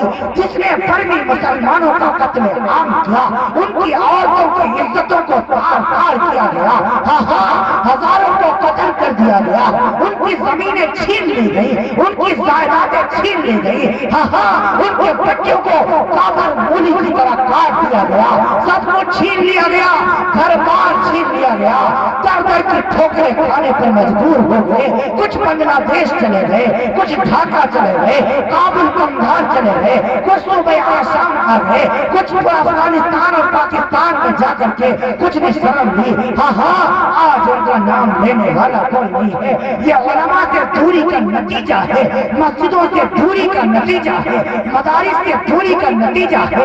اے ملک ہندوستان کے نوجوانوں، میرا بھی دل یہی کرتا ہے، کیونکہ آج بھی علماء کو گالیاں دی جا رہی ہے، علماء کو گالیاں نہ دیا کرو۔ اللہ کے رسول یہ علماء وہ ہیں جن کے لیے امام الانبیاء نے مغفرت کی دعا کی ہوئی ہے، یہ حفاظ وہ ہیں جن کے لیے اللہ کے رسول نے مغفرت کی دعا کی ہوئی ہے۔ ان کی بات مانا کرو، ان کے لیے جو سمندر کی مچھلیاں بھی مغفرت کی دعائیں کرتی ہیں۔ اللہ کے رسول نے فرمایا ان العالم لا يستغفر له من في السماوات ومن في الارض حتى الحيتان في الماء۔ یہ علماء وہ ہیں جن کے لیے آسمان کے تارے بھی مغفرت کی دعا کرتے ہیں، زمین کے ذرے بھی مغفرت کی دعا کرتے ہیں، سمندر کی مچھلیاں بھی مغفرت کی دعا کرتے ہیں۔ ان العلماء ورثۃ الانبیاء، تمام یہ علماء انبیاء انبیاء کے وارث ہیں. ان الانبیاء لم یورثوا دینارا ولا درہما. فرمایا انبیاء روپیہ پیسے کا وارث نہیں بنایا کرتے. انما الرسول علم، وہ تو علم کا وارث بنایا کرتے ہیں. فمن اخذہ اخذ بحد وافر. جہاں بھی علماء ملا کریں تم ان سے علم دین سیکھ لیا کرو، ان کی باتوں پر عمل کیا کرو، ان سے محبت کیا کرو، ان سے محبت کیا کرو، ان سے تعلقات قائم کیا کرو. اللہ کے رسول نے فرمایا المرء مع من احب. دنیا میں جو جس سے محبت کرے گا اللہ کے یہاں اسی کے ساتھ اس کا حشر ہوگا. لہذا علماء سے محبت کرو، مساجد سے محبت کرو، مساجد سے محبت کرو.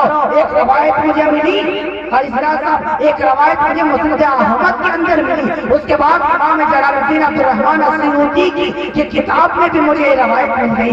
امام الانبیاء نے فرمایا میدان محشر والا دن جب آئے گا، جب سورہ نہیں، جب قیامت کا دن آئے گا، سورہ اسرافیل پھونکا جائے گا، اذا السماء انشقت، آسمان پھاڑ ڈالا جائے گا، اذا النجوم انکدرت، ستارے بھی ٹوٹ کر زمین پر گر پڑیں گے. وَإِذَا الْجِبَالُ سُيِّرَتْ، یہ 19,038 فٹ اونچا ہمارے پہاڑ یہ بھی دھلی ہوئی روئی کی طرح ہوا میں اڑ جائے گا. ساری کائنات فنا ہو جائے گی. کل من علیہا فان ویبقى وجہ ربک ذو الجلال والاکرام. فرمایا ساری کائنات فنا ہو جائے گی لیکن مسجدیں فنا نہیں ہوں گی، مسجدوں کی جگہیں فنا نہیں ہوگی. ساری کائنات مٹا دی جائے گی لیکن ان مسجدوں کو رب ذو الجلال پیر عطا فرما دیں گے اور یہ مسجدیں چلتی چلتی میدان عرفات میں پہنچ جائیں گی. اور میدان عرفات میں پہنچ کر رب ذو الجلال سب کو بیت اللہ کی قیادت میں جنت الفردوس میں داخل فرما دے گا. سبحان اللہ کہیے. ہاں اسی لیے میں کہا کرتا ہوں مسجدیں بھی آباد زندہ رہیں گی، مسجدوں کو آباد کرنے والے بھی زندہ رہیں گے، مسجدوں کا انتظام کرنے والے بھی زندہ رہیں گے.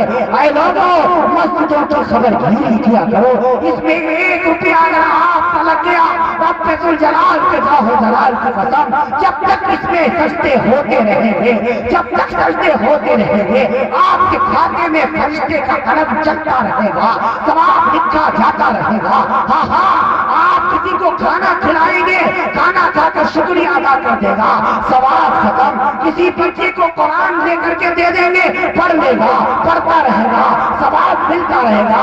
لیکن اگر مسجدوں میں آپ 10 روپیہ لگا دیں گے، 100 روپیہ لگا دیں گے، 50 روپیہ لگا دیں گے اس کی تعمیر میں، تو جب تک یہ مسجد قائم رہے گی اور سلمان کا ایمان ہے قیامت تک صبح قیامت تک یہ مسجد قائم رہے گی، یہ مسجد ہمیشہ باقی رہے گی.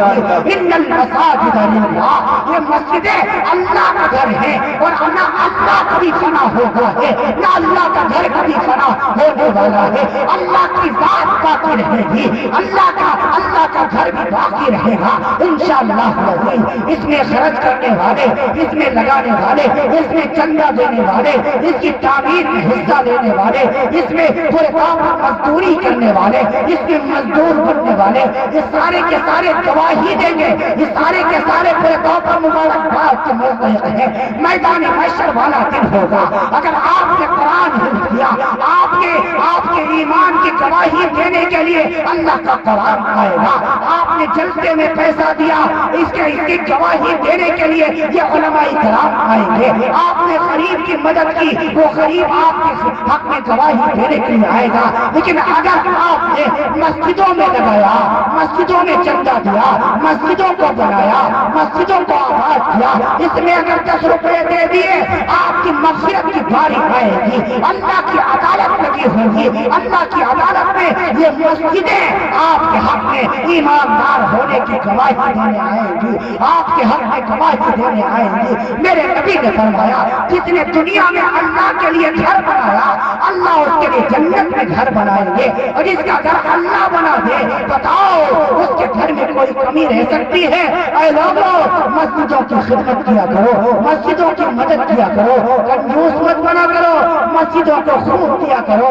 हाँ हाँ, आपके यहाँ मस्जिद बन रही है, अल्हम्दुलिल्लाह, स्लेब पड़ चुकी है, अभी इसके दीगर तकाज़े हैं, बहुत सा भी लाखों का खर्चा है, बड़ी कसीर तादाद में आप यहाँ बैठे हुए हैं। मेरा दिल ये करता है कि आप हजरात अपनी जेबों की तरफ देखें, जो कुछ आपकी जेबों में मौजूद हो, आप मेरी बात की लाज रख लीजिए, जिससे जो हो सके वो आकर के यहाँ पेश फरमा दे। हमारे उलमा भी आगे आए, हमारे हुफ़ाज़ भी आगे आए, दाढ़ी वाले भी आए, बेदाढ़ी वाले भी आए, माशाअल्लाह।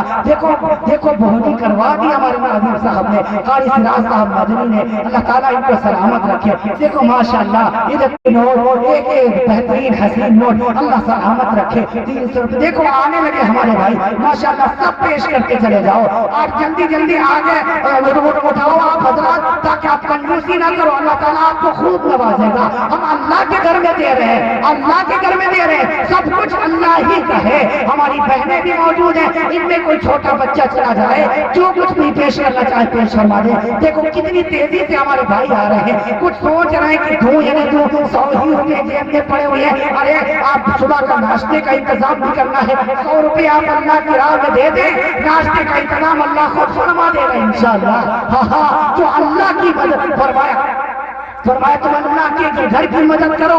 अल्लाह को जरूरत नहीं है की कि हमारी अपनी जरूरत है, जितना हम अल्लाह की राह में देंगे वो इंशाअल्लाह डबल नहीं, दोगुना नहीं, बेगुना नहीं, फरमाया 10 गुना बना करके वापस कर दिया जाएगा। माशाअल्लाह, अल्लाह आप सबको कबूल फरमा ले, अल्लाह आप सबसे राजी हो जाए। देखो आप सबने मेरी बात की लाज रख ली, आपने मेरे हाथों की लाज रख ली, आपने मेरी जुबान की लाज रखी, आपके लिए दिल से दुआएं निकलती हैं। अल्लाह सबसे खुश हो जाए, माशाअल्लाह, अल्लाह ताला सबसे राजी हो जाए। आए रब्बुल जलाल, जो भाई अपने खुलूस नियत के साथ जो पेश कर रहे हैं, आए मारे अपनी बारगाह में कबूल फरमा लीजिए। एक मरतबा सारे के सारे उठ जाएं, सारे के सारे खड़े हो जाएं, सारे के सारे खड़े हो जाएं, सारे के सारे खड़े हो जाएं। माशाअल्लाह, अब जब आप खड़े ही हो गए हैं तो जेब तक हाथ भी, माशाअल्लाह, जेब तक हाथ भी पहुंचा दे, और जो कुछ भी आपसे हो सके 2, 4, 10 रुपया, जो इतना ना सिक्के दे दीजिए, हम लोग सिक्का भी ले लेते हैं, लेकिन चलने वाले दीजिएगा, वो मत दीजिए।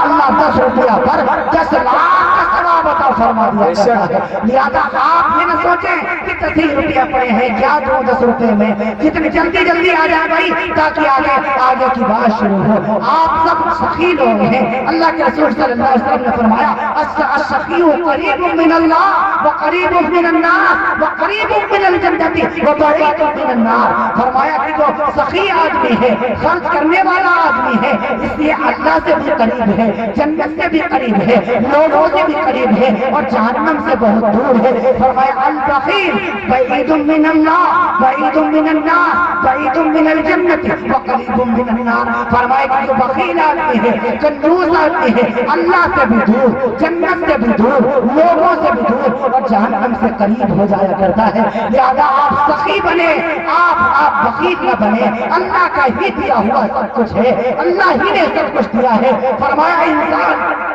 इंसान के काम सिर्फ उतना ही आता है जितना खा के हजम कर दे, या पहन के पुराना कर दे, या अल्लाह की राह में सदका कर दे। जो आपने सदका किया हुआ है अल्लाह की राह में, ये सारा का सारा लौह महफूज में महफूज हो चुका है, अल्लाह की अदालत में लिखा जा चुका है। और पता नहीं इन उलमा की दुआओं की बरकत से अल्लाह हमारे 100 रुपये में राजी हो जाए, अल्लाह 10 रुपये में राजी हो जाए, अल्लाह 1000 रुपये में राजी हो जाए। अजीजों, मरने के बाद कौन किसके बेटे अपने अब्बा के नाम से खर्च करते हैं? इसी वजह से खुद खर्च किया करो, खुद खर्च किया करो। एक सहाबी का वाकया बड़ा मशहूर है। फरमाते हैं, एक मरतबा सफर पे थे, उनके ऊपर उनके पास सारे काफिले वाले भी मौजूद हैं। एक खजूर है, खाने के लिए जैसे मुंह में रखा, एक साइल आ गया, खजूर का सवाल कर लिया। उन्होंने अपने मुंह में जो रखने वाले थे वो खजूर भी अल्लाह की राह में सदका कर दिया। जब अल्लाह की राह में दे दिया, उसके बाद उनकी मौत का वक्त करीब आया, उन पर अटैक पड़ा। जब उनका इंतकाल होने लगा, उन्होंने अपने साथियों से कहा, अरे मेरे साथियों, मैं तो मर रहा हूँ, मेरे बाद मेरे बेटों को वसीयत कर देना, मेरा میرا فلاں کھجور کا گودام ہے، فلاں کھجور کا باغ ہے، سب کا سب اللہ کی راہ میں صدقہ کر دینا۔ والد کا انتقال ہو گیا، بیٹوں کو پتہ چلا، بیٹوں نے سب صدقہ کر دیا۔ تو کسی نے خواب میں دیکھا، کہا کیا ہوا، کیا معاملہ اللہ نے پیش فرمایا؟ تو کہنے لگے یہاں تو عجیب معاملہ دیکھا۔ کہنے لگے جو میں نے اپنے ہاتھوں سے کھجور اللہ کی راہ میں صدقہ کی تھی، جتنا اس کا ثواب ملا ہے اتنا ثواب تو پورے کے پورے گودام کا نہیں ملا، پوری کی پوری باغ کا نہیں ملا۔ کیوں؟ یہ میں نے اپنے آپ سے خرچ کیا تھا، اس وجہ سے اللہ نے زیادہ ثواب عطا فرمایا۔ اس وجہ سے خرچ کرنا سیکھو۔ مال کسی کے پاس نہیں رہا ہے، مال ایک دن چلا جائے گا۔ جس دن آنکھیں بند ہوں گی اس مال پر دوسروں کا قبضہ ہو جائے گا۔ بڑے بڑے بادشاہوں کو دیکھو، جاؤ جلال الدین اکبر کو دیکھو، ظہیر الدین بابر کو دیکھو، ہمایوں شہنشاہ کو دیکھو، سب مٹیوں کا ڈھیر بنے پڑے ہوئے ہیں، کوئی کچھ ساتھ لے کر کے نہیں گیا۔ جب سکندر کا انتقال ہونے لگا، سکندر کا نام سن رکھا ہے، سکندر کا انتقال ہونے لگا، سکندر اعظم جسے کہا جاتا ہے، جس نے ساری دنیا کو فتح کرنے کا خواب دیکھا ہوا تھا، 7 ملکوں کو فتح کر لیا، تہران سے نکلا ہے، افغانستان کو پار کیا ہے، اور کابل و قندھار کے جنگلات کو عبور کرتا ہوا افغانستان کے بارڈر کا کراس کیا ہے، پاکستان میں قدم رکھنا چاہتا ہے۔ اس پر موت کا وقت قریب آ گیا۔ جب اس کا انتقال ہونے لگا اس نے اپنے وزیروں کو بلایا اور بلا کر کے کہا، اے میرے وزیروں، میں مر رہا ہوں، شاید آج کے بعد تم میرا چہرہ نہ دیکھ پاؤ۔ جب ہمیشہ کے لیے میرا جسم بے جان ہو جائے، جب میرے جسم سے روح نکل جائے، جب مجھ کو کفن پہنا چکنا، جب میرا جنازہ تیار ہو جائے، جب قبر کی طرف مجھے لے کر کے چلنا، تو کفن سے باہر میرے دونوں ہاتھ نکال دینا۔ وزیروں نے کہا، امیر المومنین، آپ تو اتنے بڑے بادشاہ ہیں، 7 ملکوں کو فتح کرنے والے، آپ یہاں جنازے سے باہر کیوں، آپ کے کفن سے باہر کیوں؟ سکندر نے کیا تاریخی جملہ کہا ہے، کہنے لگا تاکہ دنیا جان جائے، دنیا والے دیکھ لیں کہ 7 ملکوں پر حکومت کرنے والا، 7 ملکوں پر بادشاہت کرنے والا سکندر اعظم جب آپ دنیا سے جا رہا ہے تو خالی ہاتھ جا رہا ہے، کچھ لے کر کے نہیں جا رہا۔ ہم خالی ہاتھ آئے ہیں، خالی ہاتھ دنیا سے جانا ہے۔ کون کس کو کیا کس کے نام سے دیتا ہے؟ اے لوگوں، دنیا میں اللہ کے راہ میں خرچ کرنا سیکھو، مسجدوں میں مدد کرنا سیکھو، مسجدوں میں تعاون کرنا سیکھو، مدارس کی ضروریات کو پورا کرنا سیکھو، علماء کی ضرورتوں کو پورا کرنا سیکھو، عزت و احترام کا معاملہ کرو، بہنوں کی عزت کرو، بیٹیوں کی عزت کرو، بیٹیوں کی عزت کرو، علماء کی عزت کرو، مدارس کی حفاظت کرو، مساجد کی حفاظت کرو، سماج سے تمام برائیوں کو دور کرنے کی کوشش کرو، آپس کی نفرتوں کو ختم کرو، محبتوں کو قائم کرو۔ میرے نبی نے فرمایا ہے، ہاں تم میں سے سب سے اچھا وہ ہے جس کا پڑوسی اس سے خوش رہے، پڑوسیوں کے ساتھ اپنے معاملات اچھے کرو، ہاں آپس میں حسد نہ کرو، جلن نہ رکھو، ولا تحاسدوا ولا تباغضوا ولا تدابروا ولا تناجشوا كونوا عباد الله اخوانا المسلم اخو المسلم۔ فرمایا آپس میں حسد نہ کیا کرو، جلن نہ رکھا کرو، اپنے کو اچھا دوسرے کو حقیر نہ سمجھا کرو، تکبر نہ کیا کرو، اپنے آپ کو بہت چودھری نہ سمجھا کرو۔ کتنے دن زندہ رہو گے، ایک دن آئے گا، قبر میں تمہیں بھی جانا ہے، موت سے تمہیں بھی واسطہ پڑنا ہے۔ اپنی اوقات مت بھولا کرو، محبتوں کے ساتھ زندہ رہو، محبتوں کے ساتھ زندہ رہو، گھروں کے ماحول کو درست کرو، اپنے بیٹوں کو علم دین پڑھاؤ، علم دین دنیا کے ساتھ ساتھ علم دین پڑھاؤ۔ گھر میں 2-4 بیٹے، ایک بیٹے کو عالم بنا دو، ایک بیٹے کو حافظ بنا دو، 5 بچیاں ہیں، ایک بچی کو عالمہ بنا دو، ایک کو حافظہ بنا دو۔ اللہ کی ذات کی قسم، آپ کے گھر میں دین بھی رہے گا، دین لانے والے رسول کا تذکرہ بھی رہے گا۔ ہماری بہنیں بھی موجود ہیں، آخر میں ان کو بھی میں پیغام دے کے جاتا ہوں، تم بھی اپنے گھروں میں پردے کے ساتھ رہا کرو، مت لڑائیاں کیا کرو، اپنے شوہروں سے ایسی چیز کی فرمائش نہ کیا کرو کہ تمہارے شوہر تمہاری فرمائش پوری نہ کر سکے۔ تمہیں خوب معلوم ہے تمہارے شوہر کی انکم इनकम कितनी है, उसकी आमदनी कितनी है, उसकी आय कितनी है, उसको तंग ना किया करो। दुनिया में तुम मोहब्बत के साथ अपने घरों में जिंदगी गुजार लो, अल्लाह के यहाँ हसीन जन्नत की हकदार बन जाओगी। मेरे नबी ने फरमाया वो औरत जो औरत 4 काम करके आए, अल्लाह के साथ शिर्क न करती हो, अल्लाह के साथ किसी को शरीक न करती हो, और 5 वक्त के नमाजों की पाबंदी करती हो, रमजान मुबारक के रोजे रखती हो, अपने शौहर की खिदमत करती हो, अल्लाह उस औरत से इतना खुश हो जाता है उसको बगैर हिसाब की जन्नत अता फरमा देगा। आए बहनों, आए बेटियों, आप अपने घर की इज्जत को बचाए रखना। आप घर की इज्जत हो, आप समाज की इज्जत हो, आप माशरे की इज्जत हो, आप अपनी इज्जत को खुद अपने हाथों से बचाना। आप अपनी इज्जतों को तबाह और बर्बाद न करना, अपने बूढ़े बाप की दाढ़ी को शर्मसार न करना। तुम कभी कोई ऐसा काम न करना कि तुम्हारे भाइयों का सर नीचा हो, तुम्हारे बाप का सर नीचा हो, तुम्हारे खानदान का सर नीचा हो। ये एक छोटे से भाई का पैगाम है, इसको अपने पल्ले बांध के लेकर के जाना। हाँ हाँ, अगर कोई ऐसा मौका पेश आ जाए, ऐसा मौका पेश आ जाए, तुम सब्र कर लेना, तुम सब्र कर लेना, लेकिन भाइयों के दहलीज से, वालिदैन के दहलीज से बगैर उनकी इजाजत के कदम बाहर मत निकालना। हाँ हाँ, तुम दुनिया में रूखी सूखी खा करके गुजारा कर लो, इंशाअल्लाह अल्लाह के यहाँ मजे करोगी, अल्लाह के यहाँ हसीन जन्नत मिल जाएगी। अल्लाह आप सबको भी आपकी बरकतों से मुझे हकीर और फकीर को भी कहने सुनने से ज्यादा अमल की तौफीक नसीब फरमाए। हाँ हाँ, बड़ी कसीर तादाद में आप आए हैं, बहनें भी, बेटियां भी सारी मौजूद हैं, उलमा भी मौजूद हैं। अल्लाह ताला सबका आना मुबारक फरमाए, अल्लाह सबसे राजी हो जाए। ऐ रब्बुल जलाल, जिन जिन हजरात ने जो भी तेरी राह में पेश किया है, तेरे घर बनाने में जो हिस्सा लिया है, अल्लाह तू सबसे राजी हो जा। अल्लाह जन्नत में उनके हसीन मकानात बना दीजिए, उनके हसीन घर बना दीजिए। ऐ रब्बुल जलाल, उनके घरों में खूब उनके रिज़्क़ में बरकत अता फरमा दीजिए, उन तमाम भाइयों की रोजी में खूब बरकत अता फरमा दीजिए। ऐ अल्लाह, हम सबको हलाल और बरकत वाला रिज़्क़ अता फरमा दीजिए। ऐ रब्बुल जलाल, हमको भी नेक बना लीजिए, हमारे तमाम घर वालों को भी नेक बना लीजिए। हाँ हाँ, मोहब्बतों को आम करो, मोहब्बतों के साथ दुनिया में रहो, नमाजों की पाबंदी करो, नमाजों की पाबंदी करो। मैं अपने नौजवानों से गुजारिश करूंगा कि तुम भी नमाजों की पाबंदी करो, बेटियों तुम भी नमाजों की पाबंदी करो, बहनों तुम भी नमाजों की पाबंदी करो, मेरी माओ तुम भी नमाजों की पाबंदी करो। हाँ हाँ, हम सब घरों के अंदर मोहब्बत के साथ रहें। अल्लाह हम सबको अमल की तौफीक नसीब फरमाए। लैतक तहलु वल अयाम मरीरतुन वलैतक तर्दा वल अनआम गदाबु वलैतल्लज़ी बैनी व बैनक आमिरु व बैनल आलमीन खराबु व आखिरु दअवाना अल्हम्दुलिल्लाहि रब्बिल आलमीन।